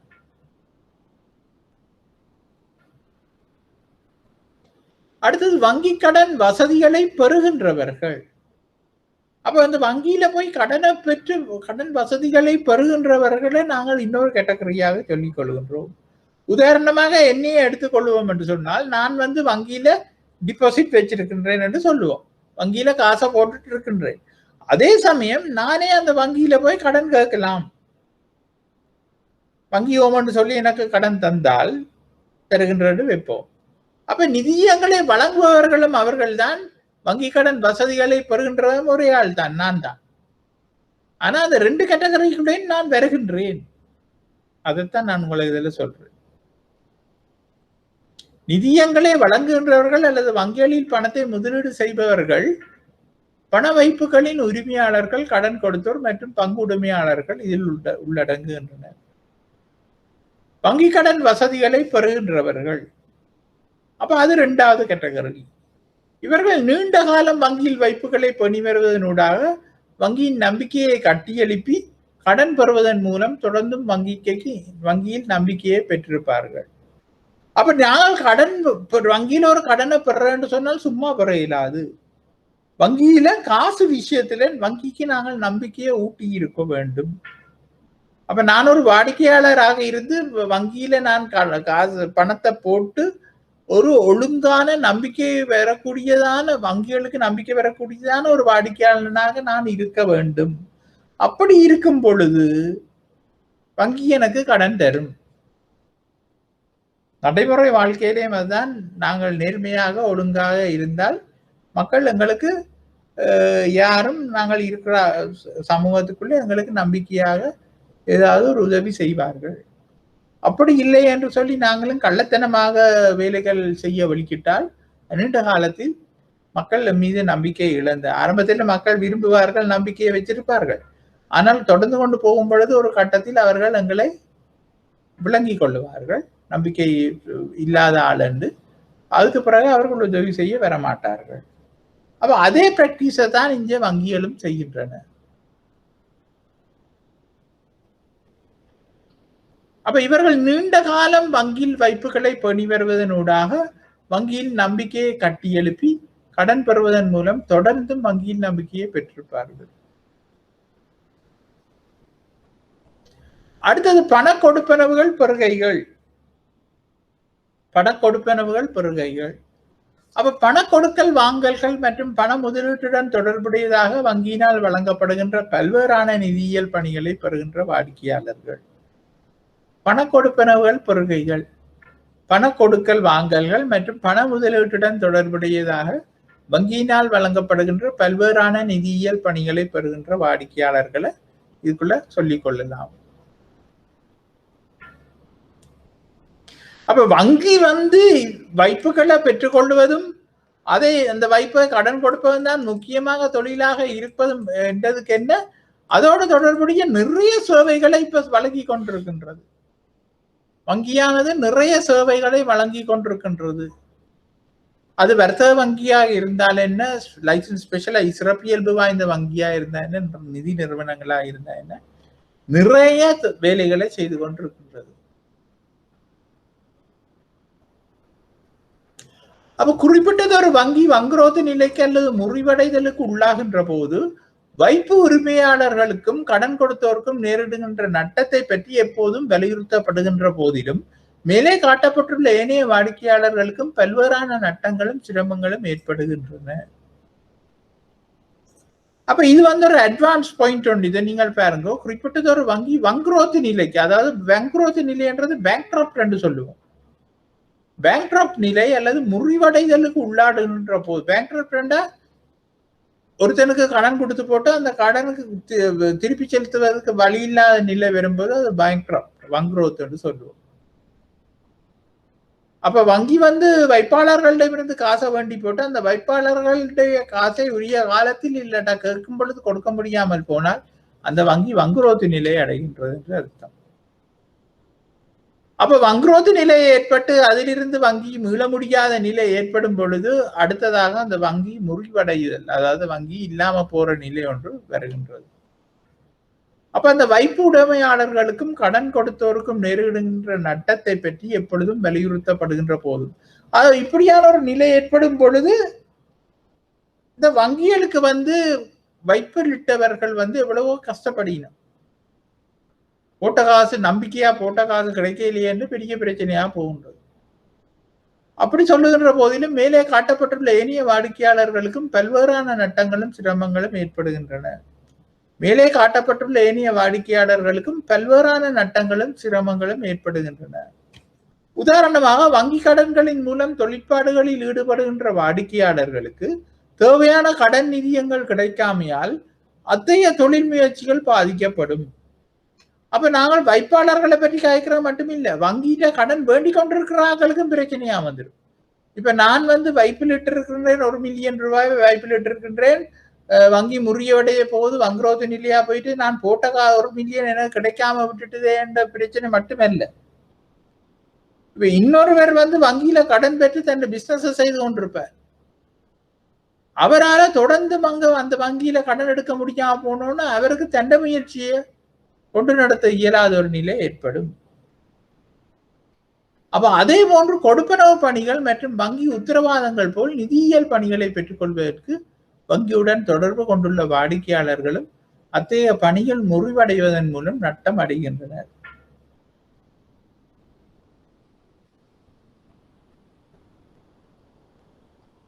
அதே போன்று கொடுப்பனவு பணிகள் மற்றும் வங்கி உத்தரவாதங்கள் போல நிதியியல் பணிகளை பெற்றுக்கொள்வதற்கு வங்கியுடன் தொடர்பு கொண்டுள்ள வாடிக்கையாளர்களும் அத்தகைய பணிகள் முறிவடைவதன் மூலம் நட்டம் அடைகின்றனர். அப்ப இது தவிர பல்வேறு சேவைகளையும் வாடிக்கையாளர் வங்கியோட வச்சிருக்கின்றோம். அப்ப அவ்வளவு எல்லாம் பல்வேறு சேவைகளை பெற்றுக்கொள்ற எல்லா வாடிக்கையாளரும் பாதிப்படைகின்றனர். அதனால் ஒவ்வொரு வாடிக்கையாளரும் தாம் கொடுக்கல் வாங்கல் செய்வது பலம் பொருந்திய சிறந்ததொரு வங்கியுடனா என்பதை பற்றிய அறிவுடன் எப்பொழுதும் கொடுக்கல் வாங்கல் செய்வது மிகவும் தொலைநோக்குடன் கூடியதாக இருக்கும். அப்ப இப்படியான பிரச்சனைகள் காரணமாக ஒவ்வொரு வாடிக்கையாளரும் தான் ஒரு வங்கியோட ஒரு தொடர்பை போறோம் என்று சொன்னால், அதாவது வைப்புகளை வைக்க போறோம் என்று சொன்னாலோ, கடன் வேண்ட போறோம் என்று சொன்னாலோ, இல்லாவிட்டால் வேற வசதிகளை அந்த வங்கியில பெற்றுக்கொள்ள போறோம் என்று சொன்னாலோ, இந்த கட்டத்திலேயும் அந்த வங்கியை சரியா மதிப்பிட்டு ஒரு உறுதியான வங்கியா என்பதை அறிந்து கொள்வது வாடிக்கையாளர் கடமையாகும். அப்ப இவ்வாறு ஒரு வங்கி சிறந்ததா அல்லது தரம் குறைந்ததா என்பதை எந்த காரணிகளின் அடிப்படையில் தீர்மானிப்பது என்பதை பற்றி வாடிக்கையாளர்கள் அறிந்திருக்க வேண்டும். அப்ப இப்படி ஒரு சிறந்த வங்கியா, தரம் குறைந்த வங்கியா, உறுதியான வங்கியா என்பதை அறிந்து கொள்வதற்கு சில அடிப்படை காரணிகள் இருக்க வேண்டும். அதை அந்த அடிப்படையில் தீர்மானிப்பதற்கு வாடிக்கையாளர் அறிந்திருக்க வேண்டும். ஒவ்வொரு வாடிக்கையாளரும் தாம் கொடுக்கல் வாங்கல் செய்கின்ற வங்கிக்கு அதனை மற்ற வங்கிகளுடன் ஒப்பிடுகின்ற போது சிறந்ததொரு வங்கி என்ற மனப்பான்மையின் அடிப்படையிலேயே செல்வார். அப்போ ஒரு வங்கி ஒரு வாடிக்கையாளர் போறான்டா சொல்லுவோம், இலங்கையில 20 வங்கிகள் இருக்காண்டு 20 வங்கிகள்ல ஒரு வங்கிக்கு ஒரு வாடிக்கையாளன் போறான் என்று சொன்னால் அவனுக்கு அது ஒரு பெஸ்ட் பேங்கா இருக்கும். அந்த நம்பிக்கையில தான் அவன் போறான், அந்த மனப்பான்மையில தான் அங்க போறான். ஆயினும் சிறந்ததொரு வங்கி என்பதை பல்வேறான வாடிக்கையாளர்களும் பல்வேறு காரணிகளின் அடிப்படையிலேயே தீர்மானிப்பார்கள். ஆயினும் சிறந்ததொரு வங்கி என்பதை பல்வேறான வாடிக்கையாளர்களும் பல்வேறான காரணிகளின் அடிப்படையிலே தீர்மானிப்பார்கள்.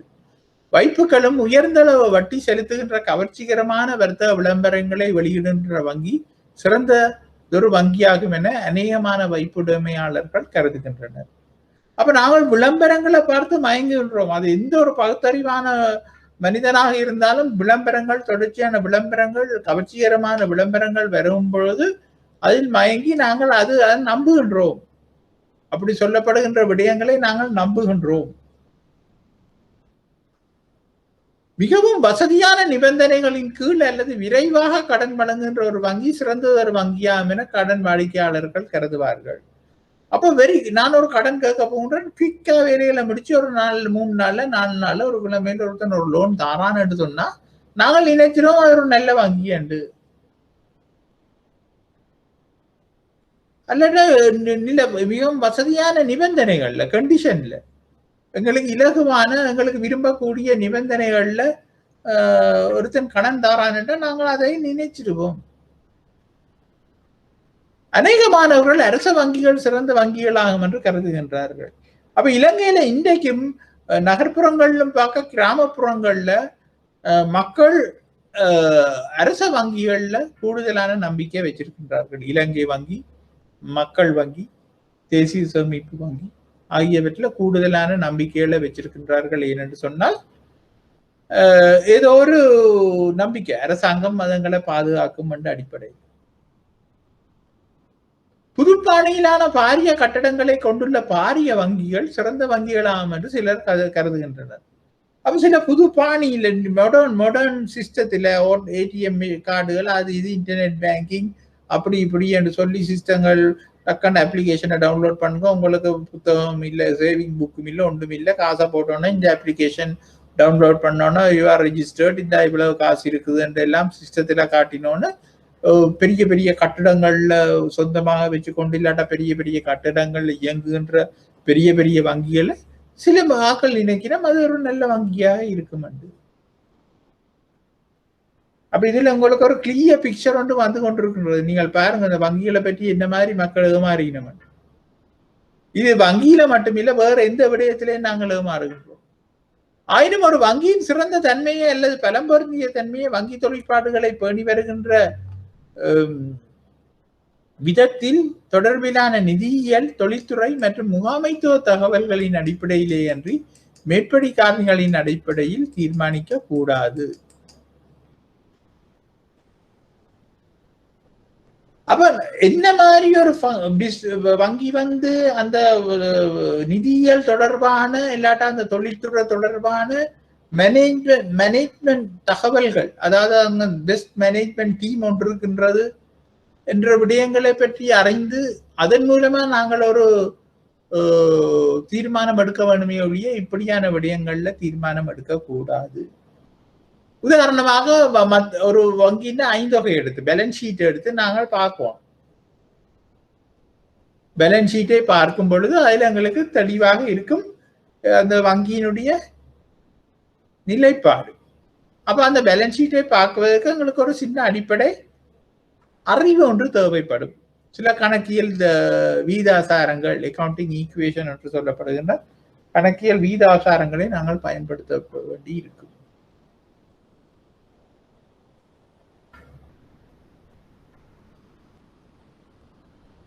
அப்படி அந்த கணக்கியல் வீதாசாரங்களை பயன்படுத்தி அந்த 5 தொகைகளை பைனான்சியல் நிதியியல் கூற்றுக்களை நாங்கள் கால்குலேட் பண்ணி பார்க்கும் பொழுது எங்களுக்கு தெரியும் அந்த வங்கிகளை பற்றி.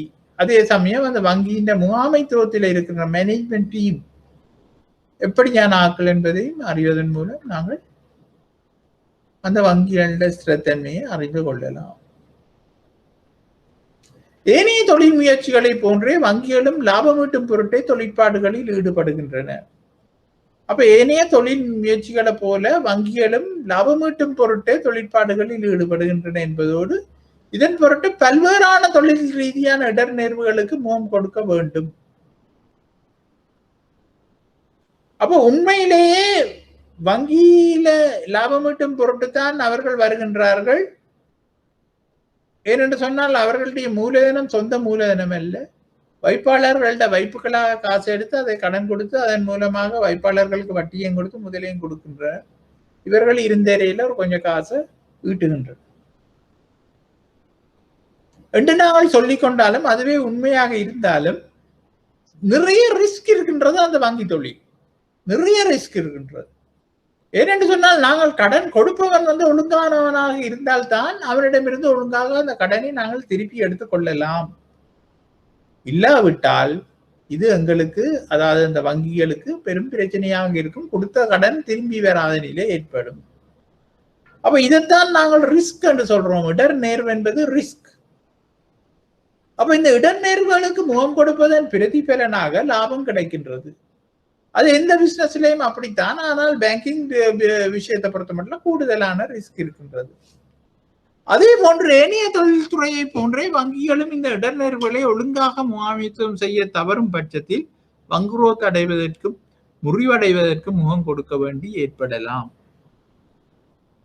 அப்ப ஏனைய தொழில்துறைகளை போன்றே வங்கிகளும் இந்த இடர் நேர்வுகளை ஒழுங்காக முகாமைத்துவம் செய்ய தவறும் பட்சத்தில் பங்குரோத்து அடைவதற்கும் முறிவடைவதற்கும் முகம் கொடுக்க வேண்டி ஏற்படலாம். இதுல நானண்டா சொல்வேன், தனிப்பட்ட முறையில் இந்த தொழில்துறை ஏனைய தொழில்துறைகள் பார்க்க வங்கிக்கு கூடுதலான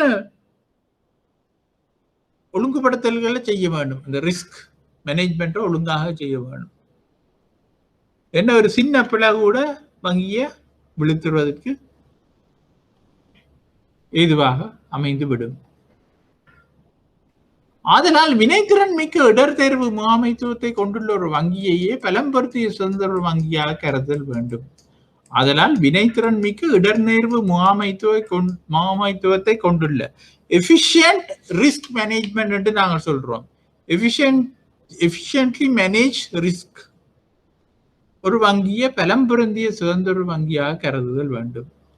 ஒரு வங்கிக்கு உருவாகக்கூடிய இடர் நேர்வுகள் யாவை என்பதையும் அவற்றை எவ்வாறு முகாமை செய்தல் வேண்டும் என்பதனை ஆராய்வதற்கு முன்னர் ஒரு வங்கியின் தொழிற்பாடுகள் யாவை என்பதை அறிவது பயனுள்ளதாக இருக்கும். அப்போ ஒரு வங்கிக்கு உருவாகக்கூடிய இடர்நேர்வுகள் யாவை என்பதையும் அவற்றை எவ்வாறு முகாமை செய்ய வேண்டும் என்பதையும் ஆராய்வதற்கு முன்னர் ஒரு வங்கியின் தொழிற்பாடுகள் எவை என்பதை அறிவது பயனுள்ளதாக இருக்கும்.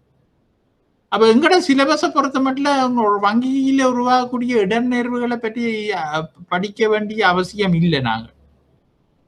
அது நாங்கள் தேவையண்டா படிப்போம். ஆனா இப்போதைக்கு நாங்கள் அதை படிக்க தேவையில்லை. ஆனால் வங்கியின் தொழிற்பாட்டை பற்றி நாங்கள் படிக்க வேண்டி இருக்கின்றது. அப்ப வங்கியின் தொழிற்பாட்டை படிப்போம். ஒரு வங்கி அன்றாடம் மேற்கொள்கின்ற தொழில்துறை நடவடிக்கைகளை முக்கியமாக 2 பிரிவுகளாக பிரித்து அடையாளம் காணலாம்.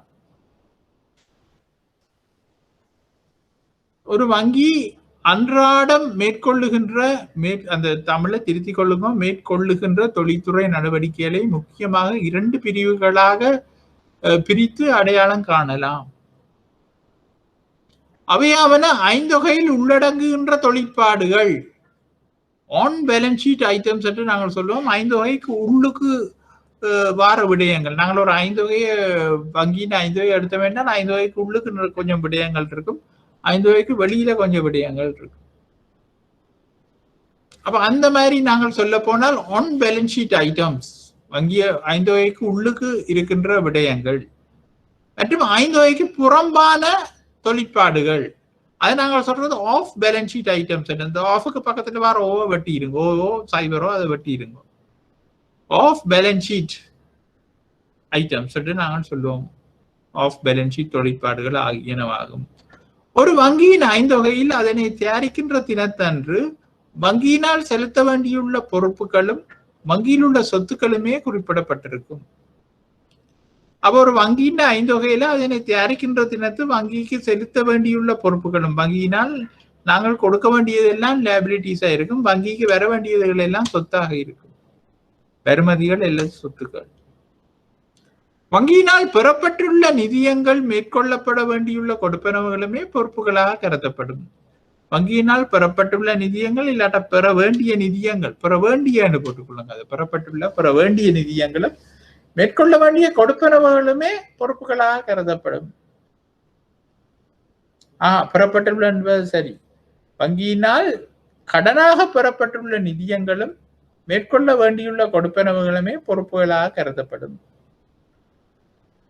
வைப்புகள், படுகடன்கள் மற்றும் உரிமையாளர்கள் வழங்கியுள்ள மூலதனமாகியன அடிப்படை நிதிய மூலாதாரங்கள் ஆகும். வைப்புகள், படுகடன் அதாவது கடன்கள் மற்றும் உரிமையாளர்கள் வழங்கியுள்ள மூலதனம் ஆகியன அடிப்படை நிதிய மூலாதாரங்கள் ஆகும். அதுதான் சோர்ஸ். பைனான்சியல் சோர்ஸ் என்றது வைப்புகள், நாங்கள் பெற்றுக்கொள்ற வைப்புகள், அந்த வங்கி பெற்றுக்கொள்ற கடன்கள் மற்றும் உரிமையாளர்கள் வழங்கியுள்ள மூலதனம், பெய்ட் அப் கேபிட்டல் என்றும் சொல்லலாம். அப்ப இந்த பணத்தை தொழிற்பாடுகளில் ஈடுபடுத்துகின்ற போது வங்கிக்கு சொத்துக்கள் உருவாகின்றன. இந்த பணத்தை தொழிற்பாடுகளில் ஈடுபடுத்துகின்ற போது வங்கிக்கு சொத்துக்கள் உருவாகின்றன. அந்த காசை எடுத்து நாங்கள் ஏதாவது செய்கின்றோம், ஒரு ஃபங்க்ஷன்ல ஒரு தொழிற்பாட்டுக்குள்ள போடுகின்றோம். உதாரணமா ஒரு நிறுவனத்துக்கு கடன் கொடுக்கின்றோம், ஒரு ஆளுக்கு கடன் கொடுக்கின்றோம், அப்ப சொத்து உருவாகின்றது. நான் ஒரு ஆளுக்கு கடன் கொடுத்துட்டேன்னு அந்த வங்கின்னு சொன்னா அந்த வங்கிக்கு அது சொத்து. வங்கியின் அன்றாட கொடுக்கல் வாங்கல்களுக்காக உள்ள பணம், வங்கியின் அன்றாட கொடுக்கல் வாங்கல்களுக்காக ஒரு கொஞ்சம் காசை வச்சிருக்கும், அந்த பணம் சொத்தாக கருதப்படும். பல்வேறான முதலீடுகள், அரச கடன்கள், பிணையங்கள் மற்றும் ஏனையவை எல்லாம் எங்கெங்க அந்த காசை நாங்கள் போட்டிருக்கிறோமோ, வைப்புகள் மூலமும் கடன்கள் மூலமும் மூலதனம் மூலமும் பெற்றதில் நாங்கள் எங்கெங்க கடன் கொடுத்து வச்சிருக்கின்றோமோ, எங்கெங்க முதலீட்டு வச்சிருக்கின்றோமோ அதெல்லாம் சொத்துக்களாக கருதப்படும். மற்றும் நிலையான சொத்துக்கள், கட்டடங்கள், பர்னிச்சர்கள், இதுகள் எல்லாம் நிலையான சொத்துக்களாக கருதப்படும். இவ்வாறு 5 வகையில் பதியப்படுகின்ற சொத்துக்கள் அல்லது பொறுப்புகளை உருவாக்குகின்ற தொழிற்பாடுகள் 5 வகைக்கு உரித்தான தொழிற்பாடுகள் ஆகும். அப்ப இப்படியான இதுகள் எல்லாம் 5 வகைக்கு உள்ளுக்கு வருகின்ற விடைகள் என்றபடியா இது 5 வகையில பதியப்படுகின்ற சொத்துக்கள் அல்லது பொறுப்புகளாக கருதப்படுகின்றது. இதில் வைப்புகள் மற்றும் கடன்களை பெறுதல் ஆகிய பொறுப்புகளை உருவாக்கி கொள்வதும், கடன் வழங்குதல் மற்றும் பண முதலீடு ஆகிய சொத்துக்களை அடைய பெறுதல் ஒரு வங்கி அன்றாட மேற்கொள்கின்ற பொதுவான தொழிற்பாடு ஆகும். அப்ப அது ஒரு அன்றாடம் நடக்கின்ற ஒரு தொழிற்பாடாக நாங்கள் கருதுகின்றோம். ஒரு வைப்பு, ஒரு வாடிக்கையாளர் அவர் வங்கியில அன்றாடம் வைப்புகளை செய்து விட்டு கொண்டிருப்பார், இல்லாட்டா சேமிப்பு வைப்புகள்ல போட்டு கொண்டிருப்பார், நடைமுறை கணக்குல காசை போட்டு கொண்டிருப்பார். அதெல்லாம் அன்றாடம் நடக்கின்ற ஒரு வேலை. அதே மாதிரி கடன் எடுப்பவர்கள் கடனை எடுத்து கொண்டிருப்பார்கள், அதை வங்கி கடன் கொடுத்து கொண்டிருக்கும், அதெல்லாம் அன்றாடம் நடக்கின்ற வேலை.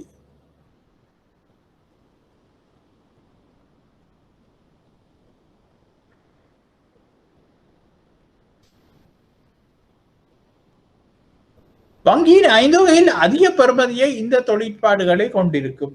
அப்ப வங்கியின் 5 வகையில அதிக பெறுமதியை தான் இதுதான் main function of the banks. அப்ப 5 வகையில வைப்புகளை பெறுறதும் கடன் வழங்குவது எல்லாம் தொடர்ச்சியாக இடம்பெற்றுக் கொண்டிருக்கும். அவை அங்கே இருக்கும், மெயின் ஃபங்க்ஷனாக இருக்கும். வைப்புகள் மற்றும் கடன் பொறுப்புகளுக்கு வங்கி வட்டி செலுத்தும் என்பதோடு கடன்கள் மற்றும் முதலீட்டு சொத்துக்களுக்கு வட்டி வருமானம் வங்கிக்கு கிடைக்கும். அப்ப அதுதான் மெயின் எக்ஸ்பென்சஸும் மெயின் இன்கமும். வட்டி வருமானத்திலிருந்து வட்டி செலவை கழிப்பதன் மூலம் தேறிய வட்டி வருமானம் கணிப்பிடப்படும். அப்ப நாங்கள் வேற பிசினஸ்கள்ல விற்பனை, பொருட்கள் சேவைகள விற்பனையும் அந்த பொருட்கள் சேவைகள செலவு கிரைய செலவையும் எவ்வாறு நாங்கள் கழிச்சு நெட்ட எடுப்போமோ அதே மாதிரி இங்கு முதலீட்டால கிடைக்கின்ற வருமானம் வட்டி வருமானம் என்று அது அந்த முதலீடு செய்ததற்குரிய பணம் இங்க வைப்பாளர்களிடமிருந்து பெறப்பட்டது, அதை நாங்கள் கொடுக்காது வட்டி செலவு என்று நாங்கள் சொல்லிக் கொள்கின்றோம். அப்ப வட்டி வருமானத்திலிருந்து வட்டி செலவை கழித்தால் வாரது தேறிய வருமானம் ஆகும். அது வங்கியின் 5 வகைக்குரிய தொழிற்பாடுகளில் இருந்து கிடைக்கும் வருமானமாக குறிப்பிடப்படும். அப்ப இதெல்லாம் on balance sheet items, on balance sheet ஐட்டம்ஸாக இருக்கின்றது. 5 வகைக்குரிய தொழிற்பாடுகளில் இருந்து கிடைக்கும் வருமானமாக இவை கருதப்படுகின்றது. வங்கியின் பொதுவான தொழிற்பாடுகள் 5 வகைக்குரிய தொழிற்பாடுகள் ஆகும். வங்கியின் பொதுவான தொழிற்பாடுகள் 5 வகைக்குரிய தொழிற்பாடுகள் ஆகும் என்பதால் இவ்வருமானம் வங்கி தொழிற்பாடுகளில் இருந்து கிடைத்த வருமானமாகவும் குறிப்பிடப்படுகின்றது. அப்ப அதை நாங்கள் சொல்லிக்கொள்ளலாம் income from banking activities. Income from banking activities என்றதான் வங்கி தொழிற்பாடுகளில் இருந்து கிடைக்கின்ற வருமானம் என்று நாங்கள் சொல்லிக் கொள்கின்றோம். அப்ப வைப்புகள் மற்றும் கடன்களின் மூலம் பணத்தை பெறுதல், அவற்றை பல்வேறான கடன்கள் மற்றும் முதலீடுகளில் இடுதலும் இடர்நேர்வுகளை கொண்ட அடிப்படை தொழிற்பாடுகள் ஆகும். அப்ப நாங்கள் இந்த பணத்தை எடுத்துக்கொள்றதும் வைப்புகள் மற்றும் கடன் நாங்கள் வேண்டிக் கொள்ளலாம். அப்ப டிபாசிட் மொபிலைசேஷன் என்று நாங்கள் சொல்லுவோம். டிபாசிட் மொபிலைசேஷன் என்று சொல்லுவோம். டிபாசிட் மொபிலைஸ் பண்றதும் கடன்களை பெற்றுக்கொள்வதும் ஒரு ரிஸ்க், சரியான ரிஸ்கான விடயம். அப்ப இதை கொண்டு போய் நாங்கள் இன்வெஸ்ட் பண்ணுகின்றோம், மற்றவர்களுக்கு கடன் கொடுக்கின்றோம், வேற பிசினஸ்களுக்கு கடன் கொடுக்கின்றோம், அதே மாதிரி வேற வேற இன்வெஸ்ட்மெண்ட்ல முதலிடுகின்றோம்.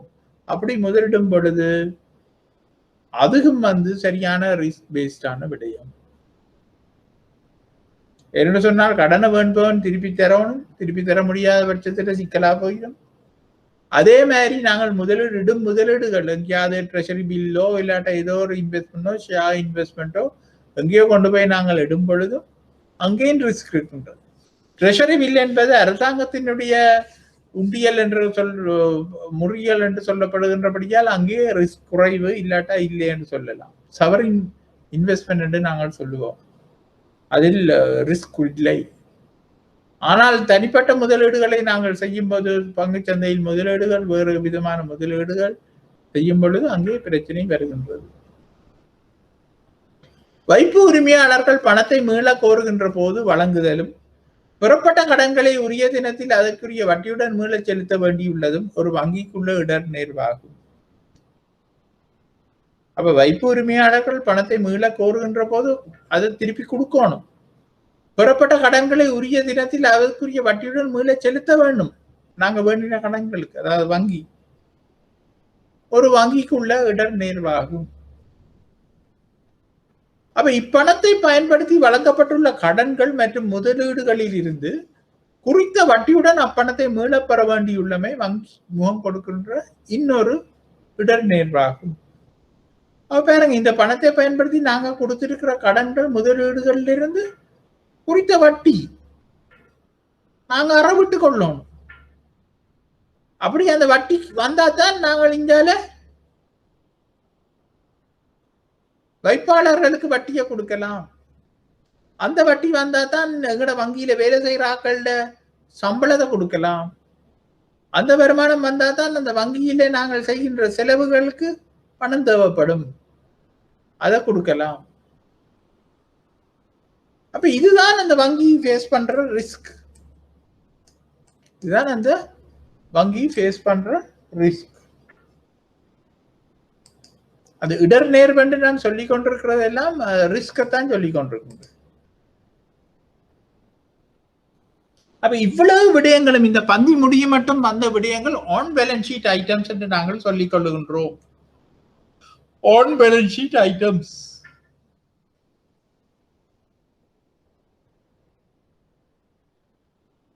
அடுத்தது எல்லாத்தையும்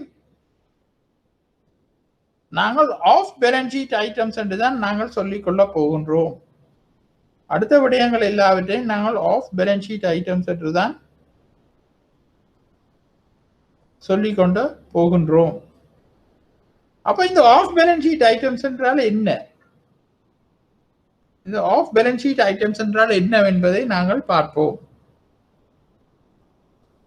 அப்ப 5 வகைக்கு புறம்பான தொழிற்பாடுகளாக கருதப்படுது. புறம்பான என்று இங்கே சொல்லப்படுது ஆஃப் சைட். 5 வகைக்கு வெளியே தொழிற்பாடுகளாக கருதப்படுவது 5 வகையில் குறிப்பிடப்படுகின்ற சொத்துக்கள் அல்லது பொறுப்புகள் உருவாகாத பொறுப்புகளில் உருவாகாத தொழிற்பாடுகள் ஆகும்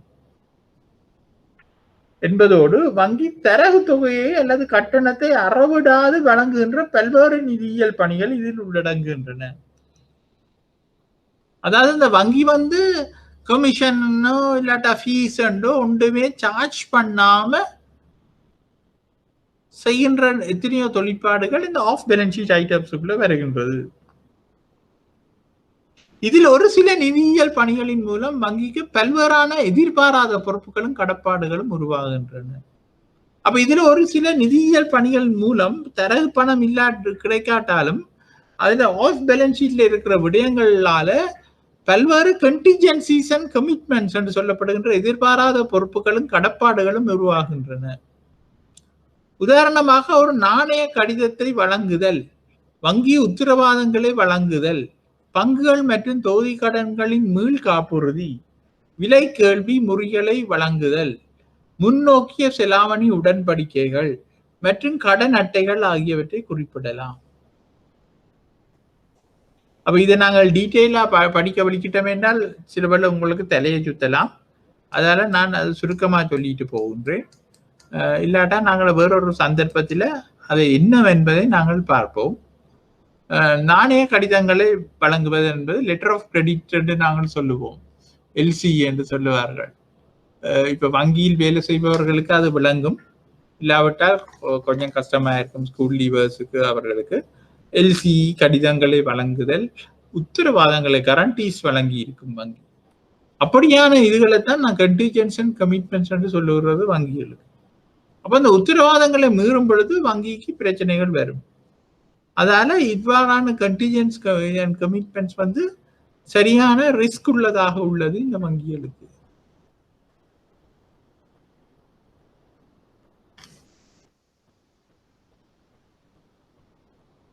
அதாவது பங்குகளை மற்றும் தொகுதி கடன்களை மீள்காப்புறுதி அடிப்படையில செய்து வச்சிருக்கோம்.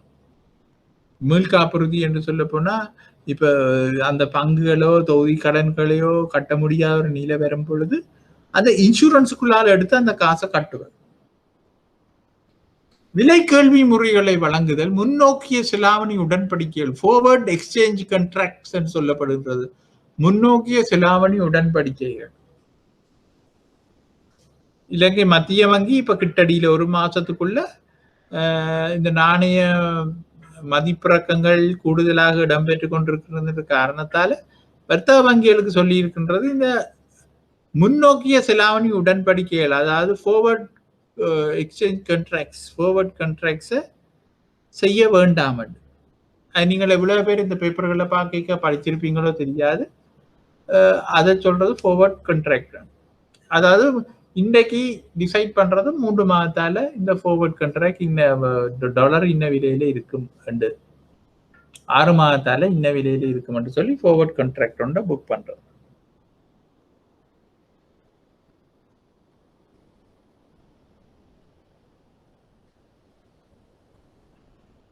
விலை கேள்வி முறைகளை வழங்குதல், முன்னோக்கிய செலாவணி உடன்படிக்கைகள் மற்றும் கடன் அட்டைகள் ஆகியவற்றை குறிப்பிடலாம்.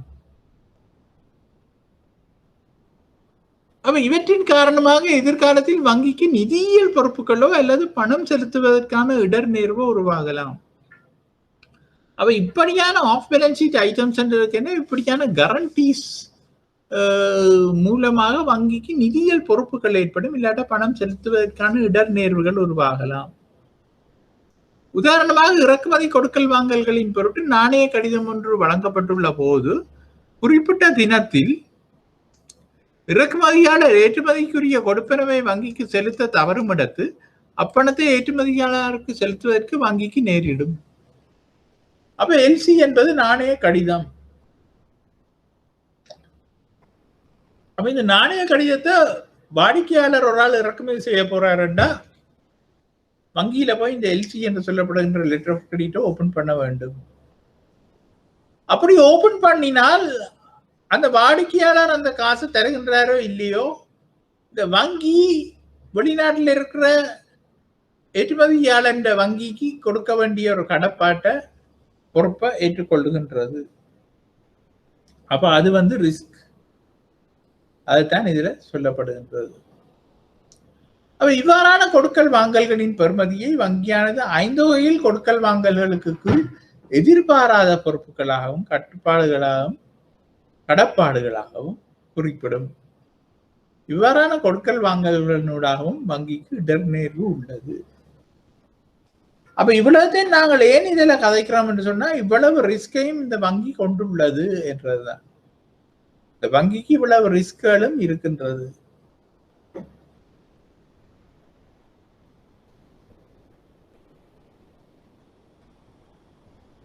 அப்போ on balance sheet items, off balance sheet items என்று 2 விடயங்களாக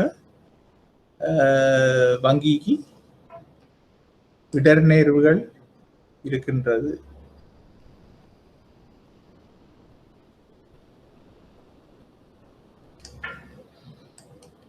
அப்ப இவ்வளவு நேரம் நாங்கள் பார்த்ததை நீங்கள் ஒரு நிமிடம் ரிவைஸ் பண்ணி கொள்ளுங்கள். நாங்கள் அடுத்தது பார்க்க போகின்றோம்.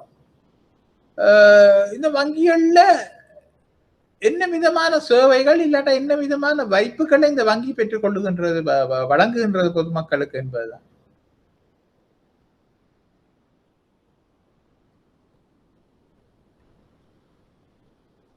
என்ன மாதிரியான சேவைகளை இல்லாட்டா வாய்ப்புகளை இந்த வங்கி பொதுமக்களுக்கு வழங்குகின்றது என்பதுதான் இதுல நாங்கள் அடுத்ததாக பார்க்க போகின்றோம்.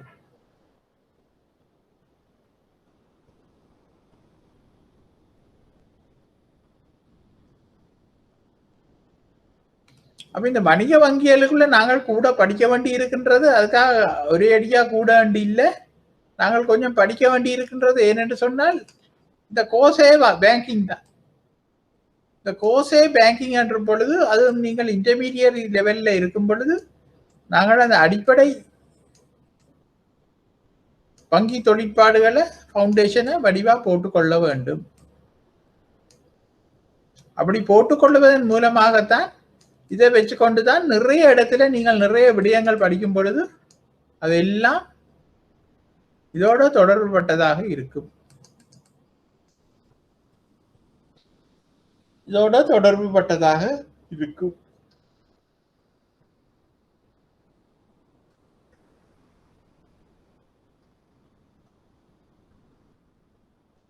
அப்ப வைப்பு பணி வசதிகளில் ஒரு சிலவற்றை பின்வருமாறு நாங்கள் பார்ப்போம். முதலாவது வைப்பு பணிகளை பார்ப்போம். அதுல முதலாவது பாருங்க, கேள்வி வைப்புகள் எனப்படும் நடைமுறை கணக்குகள். அதுதான் நான் முதல் சொன்னா டிமாண்ட் டிபாசிட்ஸ் என்று சொல்லுவோம், இல்லாட்டா கரண்ட் அக்கவுண்ட்ஸ், கரண்ட் டிபாசிட்ஸ் என்று சொல்லுவோம், கரண்ட் அக்கவுண்ட் டிபாசிட்ஸ்.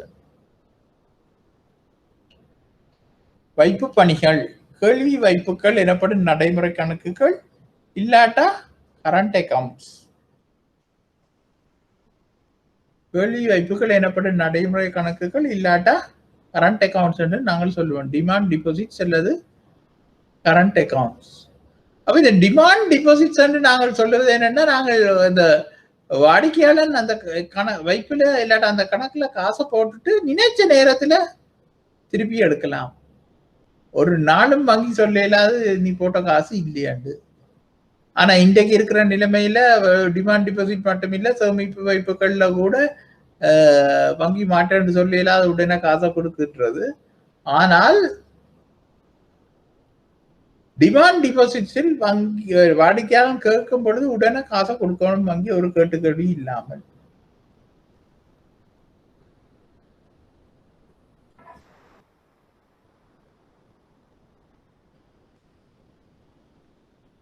அப்ப நினைச்ச நேரம் அந்த கணக்குல காசை போடலாம். காசை போட்டுட்டு நினைச்ச நேரம் அந்த காசை எடுக்கலாம்.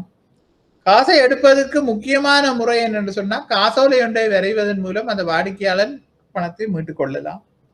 இல்லாட்ட காசோலை ஒன்றை வரைந்து இன்னொரு ஆளுக்கு கொடுக்கலாம், போய் மாத்தி எடுண்டு.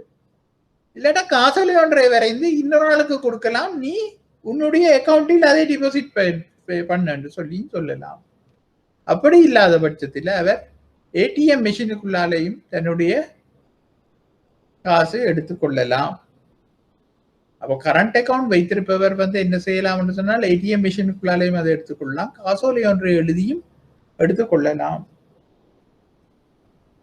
அதனால் நடைமுறை கணக்கு உரிமையாளர் ஒருவரால் வங்கியிலிருந்து காசோலை புத்தகத்தை பெற முடியும் என்பதோடு, நடைமுறை கணக்கிலிருந்து பணம் பெறுவதை அல்லது இதிலிருந்து வேறொரு தரப்பினருக்கு பணம் செலுத்துவதை குறித்த பணப்பெறுமதிக்கு காசோலைகளை வழங்குவதன் மூலம் மேற்கொள்ளலாம். காசோலை வழங்குதல் முக்கியமாக 3 விதத்தில் நடைபெறுகின்றன. இது கண்டு ஒரு ஸ்பெசிபிக்கான காசோலை புத்தகத்தை வங்கி கொடுக்கும் அந்த வாடிக்கையாளருக்கு அவற்றை அக்கௌண்ட் நம்பர் எல்லாம் எழுதி அவற்றை பேர் எல்லாம் எழுதி அந்த செக் புக்ல இருக்கு. அப்ப முதலே அவற்றை கையெழுத்த வங்கி வேண்டி வச்சிடும். அதே மாதிரி கையெழுத்து இருக்கும் பொழுது வங்கி ஒரு பிரச்சனையும் இல்லாம இந்த காசை கொடுக்கும். ப்ரொவைடட் மற்ற இன்ஃபர்மேஷன்களும் சரியா இருக்கணும். தியதி, தொகை, எழுத்துல இருக்கிற தொகை,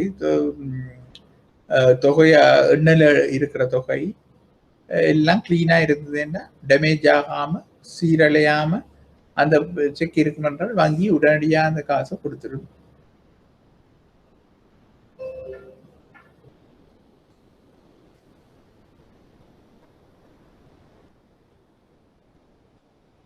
அப்ப நாங்கள் இப்ப பார்க்கிறோம், காசோலை வழங்குதல் முக்கியமாக 3 விதத்தில் நடைபெறுகின்றன. காசோலை வழங்குவதில் 3 விதமாக இருக்கின்றன. அதுல முதலாவது காசு காசோலைகள். அப்ப விதின் பிராக்கெட் போடுங்க, கேஷ் செக்ஸ் என்று சொல்றது. அது வேற ஏதோ எழுத்து இருக்கின்றது தமிழில், அது இல்லை. காசு கேஷ் செக்ஸ் என்று எழுதி கொள்ளுங்க. அப்ப இக்காசோலைகளின் மூலம் வங்கிக்கு காசோலையை சமர்ப்பிப்பவரால் பணத்தை பெற்றுக்கொள்ள முடியும். அப்ப கேஷ் செக் ஒரு செக்ல கேஷ் எழுதி இருக்குமாக இருந்தால் அந்த காசோலையை கொண்டு போய் அந்த உரிமையாளர் கூட மாத்தி எடுக்கலாம். இல்லாட்டா வேற ஒரு ஆள்கிட்ட கொடுத்தும் அதை மாத்தி எடுக்கலாம். அப்ப வேற ஒரு ஆளை கொண்டு போறாரு என்றால் அவரிடம் இருந்து அந்த செக்குக்கு பின்னுக்கு அவரை தொடர்பான டீடைல்ஸ் அந்த வங்கி எடுக்கும். பெயர், address, telephone number, identity card number, அதோட ஐடென்டி கார்டையும் கொடுக்க வேண்டும். ஆனா உண்மையான கணக்கு வைத்திருப்பவரே இப்ப காசு மாத்துறேன்னா இந்த ஹசல் இல்ல, பிரச்சனைகள் இல்ல, அவர் இலகுவாக மாத்திக்கொண்டு வந்துடலாம். ஏன்னா சிக்னேச்சர் இருக்கும் அங்கே. அப்ப பெறுபவரின் கணக்குக்கு மட்டும் அக்கௌண்ட் பேயி ஒன்லி என்று சொல்லி காசோலைகளை ஒருத்தர் எழுதி வழங்குவாரா இருந்தால், அதாவது குறுக்கு கோடிடப்பட்ட என்று சொல்றது, குறுக்கு கோடிடப்பட்ட காசோலையை 2 தரம் கோடு அடிச்சு போட்டு அந்த 2 கோட்டுக்கும் இடையில அக்கௌண்ட் பேயி ஒன்லி என்று எழுதுவாராக இருந்தால், இக்காசோலைகளை அதில் குறிப்பிடப்பட்டுள்ள வாடிக்கையாளரின் நடைமுறை கணக்கில் மட்டும்தான் வைக்கலாம்.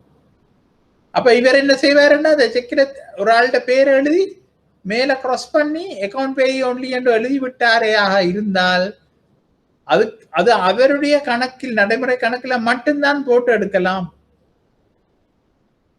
அப்ப இதை ஏன் செய்கிறேன்னு சொன்னா, அந்த செக்யூரிட்டி, பாதுகாப்பு தன்மைக்காக, அந்த காசோலைகளின் பாதுகாப்பு தன்மை, அந்த காசுல எழுதப்பட்ட தொகையின் பாதுகாப்பு தன்மைக்காக அப்படி எழுதுவது. கொடுக்கல் வாங்கல் செய்ய முடியாத நாட் நெகோசியபிள் காசோலைகள்.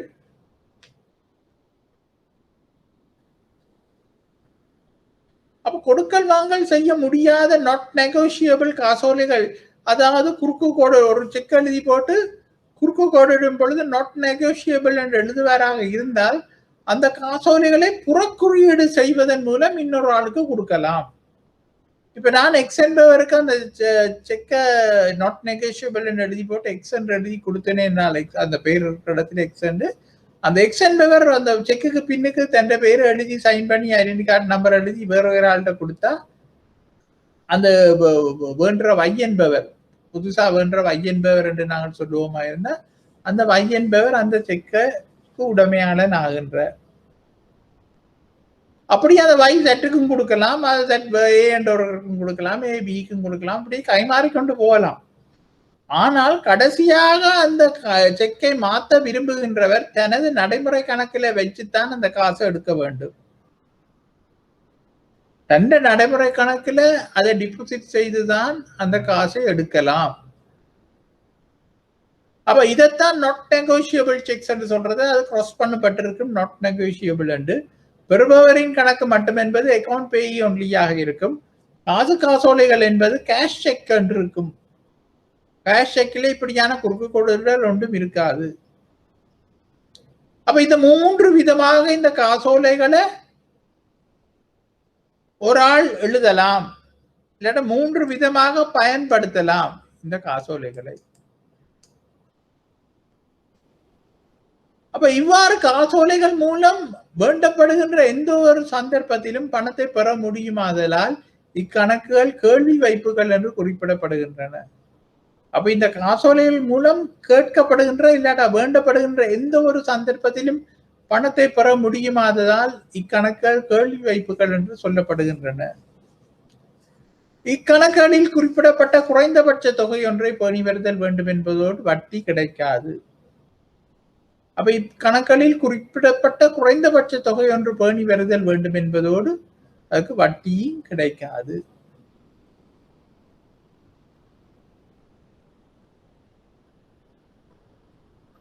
அடுத்தது சேமிப்பு வைப்புகள்.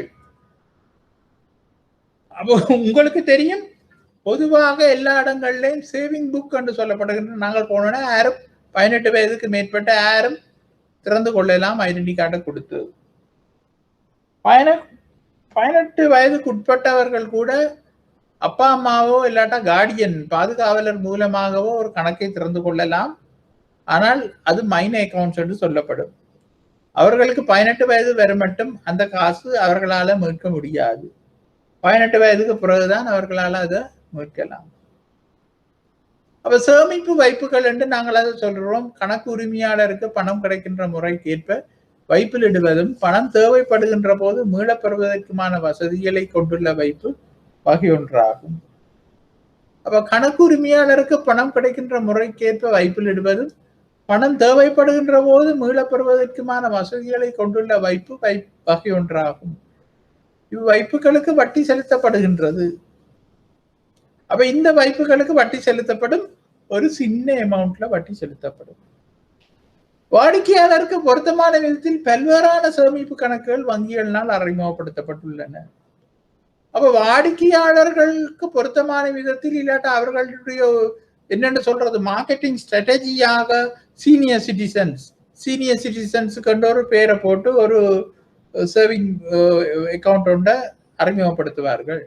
அதுல ஒரு வீதம் வட்டி கூடுதல் என்று சொல்லுவார்கள். அதாவது சீனியர் சிட்டிசன் நீங்க சொல்லுவது 60 வயதுக்கு மேற்பட்டவர்கள். அதே மாதிரி பெண்களுக்கு, வேலை செய்யும் பெண்களுக்கு என்று சொல்லி வனிதா வாசனாவை அக்கௌண்ட் ஏதாவது ஒரு பேரை போட்டு ஒவ்வொரு வங்கியும் ஒவ்வொரு மாதிரி, அதாவது அட்ராக்டிவ், அந்த சந்தையை பிடிப்பதற்காக. இப்ப வேலை செய்யும் பெண்களுக்கு என்று சொல்லி ஒரு இதை கொண்டு போகுது, 2-3 ஸ்பெஷல் ஃபீச்சர்ஸ் அதில் அறிமுகப்படுத்தி கொண்டு போகும்பொழுது வேலை செய்யும் பெண்கள் இல்லை, இல்லாட்டா டீச்சர்ஸுக்கு என்று சொல்லி ஒரு சேவிங் அக்கௌண்ட். அப்படி பல்வேறு விதமான சேவிங் அக்கௌண்ட்டுகளை செய்து ஏதோ ஒரு வகையில போட்டித்தன்மை இருக்கின்றது வங்கிகளுக்கிடையே. அந்த போட்டித்தன்மையின் மூலமாக முன்னுக்கு வருவதுதான் அவர்களது முக்கிய நோக்கமாக காணப்படுகின்றது. கணக்கு உரிமையாளருக்கு பணம் கிடைக்கின்ற முறைக்கேற்ப வைப்பிலிடுவதும் பணம் தேவைப்படுகின்ற போது மீளப்பெறுவதற்குமான வசதிகளை கொண்டுள்ள வைப்பு வகை ஒன்றாகும். இவ்வைப்புகளுக்கு வட்டி செலுத்தப்படுகின்றது. வாடிக்கையாளருக்கு பொருத்தமான விதத்தில் பல்வேறான சேமிப்பு கணக்குகள் வங்கிகளால் அறிமுகப்படுத்தப்பட்டுள்ளன.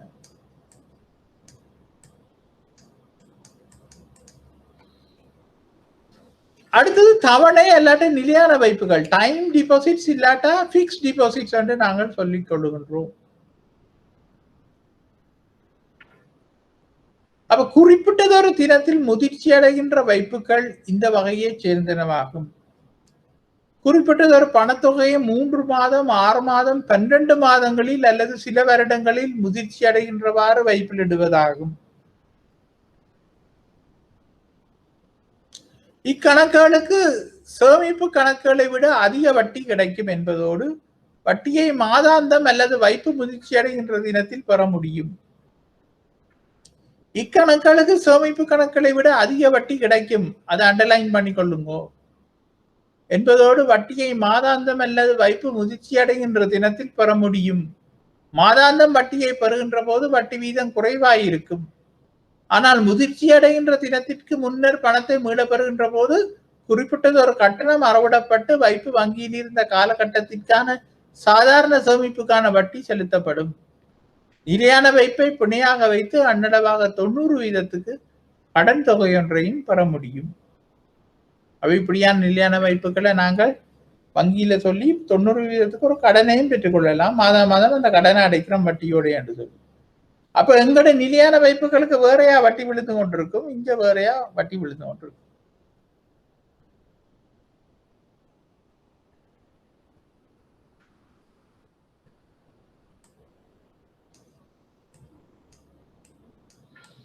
சரி, இப்ப இவ்வளவு நாங்கள் வைப்புகளுக்குள்ள பார்த்துட்டோம். அப்ப 3 விதமான வைப்புகள் பெரிய அளவில் இருக்கின்றது. இந்த வைப்புகள்ல காசோலைகள் 3 விதமா எழுதலாம். காசோலைகள் cash cheques and account payee only என்று பருவனரின் கணக்குக்கு மட்டும் கொடுக்கல் வாங்கல் செய்ய முடியாது, நாட் நெகோஷியபிள். அப்ப இவ்வாறு காசோலைகள் மூலம் வேண்டப்படுகின்ற எந்த ஒரு சந்தர்ப்பத்திலும் பணத்தை நாங்கள்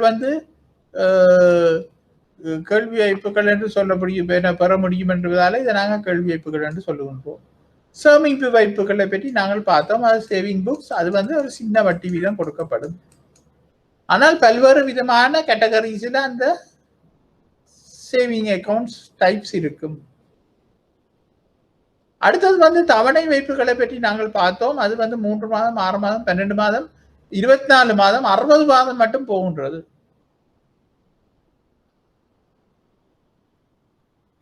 அப்ப அது மாதம் மாதம் உங்களுக்கு வட்டி வேணும்னா மாதம் மாதம் வட்டி கொடுப்பினும் அது கொஞ்சம் ஒப்பீட்டு ரீதியில குறைவாக இருக்கும். அந்த முதிர்ச்சி காலத்துல கிடைக்கிற வட்டி என்று சொன்னால் அது கூடுதலாக இருக்கும்.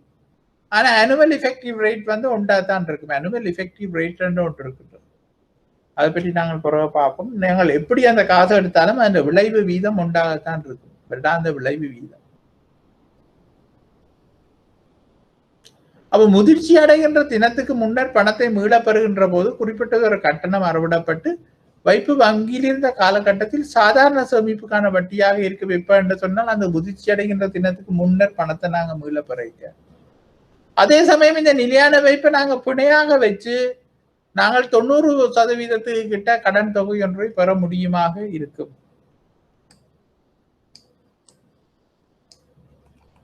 ஆகவே அடுத்ததாக நாங்கள் பார்க்க போறது வங்கியின் கடன் பக்கம். அப்ப இது வங்கியின் பொறுப்பு பக்கம். வைப்புகளை என்ன மாதிரி எடுத்துக்கொள்ளுகின்றதான் இவ்வளவு நேரம் பார்த்தோம்.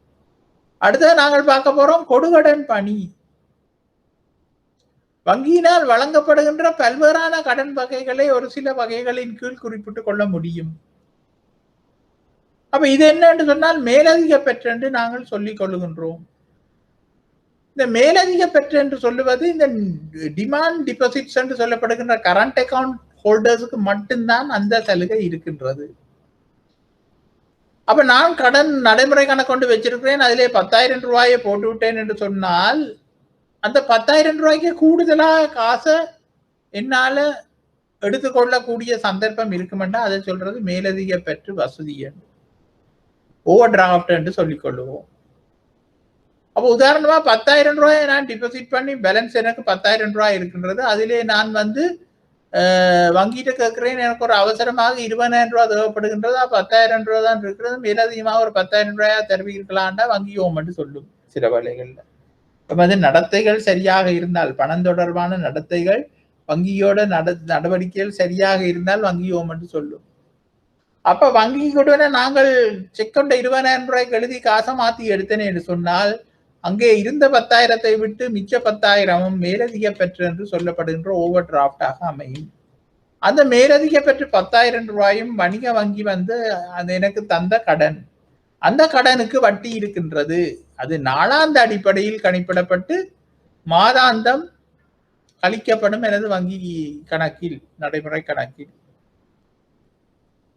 அப்ப நடைமுறை கணக்கு உள்ள ஒருவரால் தனது கணக்கில் உள்ள மீதியை விட அதிக பெறுமதியை கொண்ட காசோலையை வரைவதற்கு அனுமதி வழங்குதல் மேலதிக பெற்றாகும். மேலதிக பெற்று வசதி வழங்கப்பட்டுள்ள போது அத்தொகைக்கு ஏற்ப வாடிக்கையாளரின் காசோலைகளுக்கான பணத்தை வங்கி செலுத்தும். மேலதிக பெற்றுக்கு பொதுவாக உயர்ந்தளவு வட்டி அறவிடப்படும். அப்ப ஒப்பீட்டு ரீதியில ஒரு கடன் எடுக்கிறதுன்னு பார்க்க மேலதிக பெற்று சொல்லும் போது உயர்ந்த அளவு வட்டியை வங்கி அறவிடும். நிலையான மேலதிக பெற்று என்று ஒன்று இருக்கின்றது, தற்காலிக மேலதிக பெற்று என்று ஒன்று இருக்கின்றது.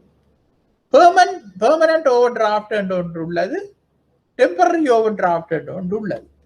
பெர்மனன்ட் ஓவர் டிராப்ட் என்பது நான் ஒரு செக்யூரிட்டியை, ஒரு பிணையை வங்கிக்கு கொடுத்து அந்த பிணை பெறுமதிக்கு 80% இல்லாட்டா 70% ஒரு தொகைக்கு நிரந்தரமாக எனக்கு மேலதிக பெற்ற வசதியை தாங்கன்னு சொல்லி வங்கியோட ஒரு ஒப்பந்தம் செய்து எடுத்து அந்த இதை அனுபவிப்பது, அந்த சலுகையை அனுபவிப்பது நிலையான இல்லாட்டா நிரந்தர நிலையான மேலதிக பெற்ற வசதி என்று சொல்லுவோம். அப்படி நிலையானதாக ஒரு ஒப்பந்தத்தை எழுதி ஒரு வருடத்துக்கோ 2 வருடத்துக்கோ அந்த ஒப்பந்தம் அமலாக இருக்கும். அப்படியான நேரத்துல நான் ஒரு பிணையையும் கொடுத்திருப்பேன். அப்படியான நேரத்துல நான் அந்த மேலதிக பெற்று பணத்தை எடுப்பேனாக இருந்தால் மேலதிகமாக அந்த பெற்றப்படும் பணத்துக்கு மட்டும் வங்கி நாளாந்த அடிப்படையில் வட்டி கணிப்பிட்டு மாத இறுதி வரவு வைக்கும், இல்லாட்டா கழிக்கும். அப்படியான வட்டியை வந்து ஒப்பீட்டு ரீதியில குறைவான ஒரு வட்டி வீதமாக இருக்கும். அதாவது தற்காலிகமாக மேலதிக பெற்று என்று பார்க்க குறைவான ஒரு வட்டி வீதமாக இருக்கும். ஆனால் தற்காலிகமான மேலதிக பெற்ற வசதி என்பது நாங்கள் ஒரு பிணையையும் கொடுக்காம வங்கியோட ஒரு ஒப்பந்தமும் எழுதி கொள்ளாம திடீரென்று ஓவர் த போன் இல்லாட்டா திடீரென்று ஓடி போய் வங்கிட்ட கேட்கறது, எனக்கு இன்றைக்கு காசு வேணும் அவசரமா தான், நான் ஒரு கிழமையிலயோ 2 நாள்லயோ 1 நாள்லயோ நாளைக்கோ காசை போட்டு விடுறேன். அப்ப நான் ஒரு நல்ல வாடிக்கையாளனாக இருந்தால் வங்கி ஓமன்று சொல்லி அதை ஏற்றுக்கொண்டு எனக்கு தற்காலிகமாக ஒருக்கா இல்லாட்டா ஒரு கிழமைக்கு இல்லாட்டா 2 நாளைக்கு 3 நாளைக்கு அந்த கடனை தரும். அப்ப அப்படித்தார கடனுக்கு நாள் கணக்கில் வட்டி கணக்கிடப்படும். அது ஒப்பீட்டு ரீதியில் மிகவும் அதிகமான வீதத்தை கொண்ட வட்டி வீதமாக இருக்கும் என்று சொன்னால் எந்தவித பொறுப்பும் இல்லாமல் தரப்படுகின்றது. என்னுடைய நல்ல ஒழுக்கமாக நான் அந்த வங்கியில கணக்கை பேணியதற்காக எனக்கு கிடைக்கின்ற பரிசு. ஆனாலும் அதுக்கு வந்து ஒரு பொறுப்பும் பிணையும் இல்லாதபடியால் அங்க வட்டி வந்து கூடுதலாக இருக்கும்.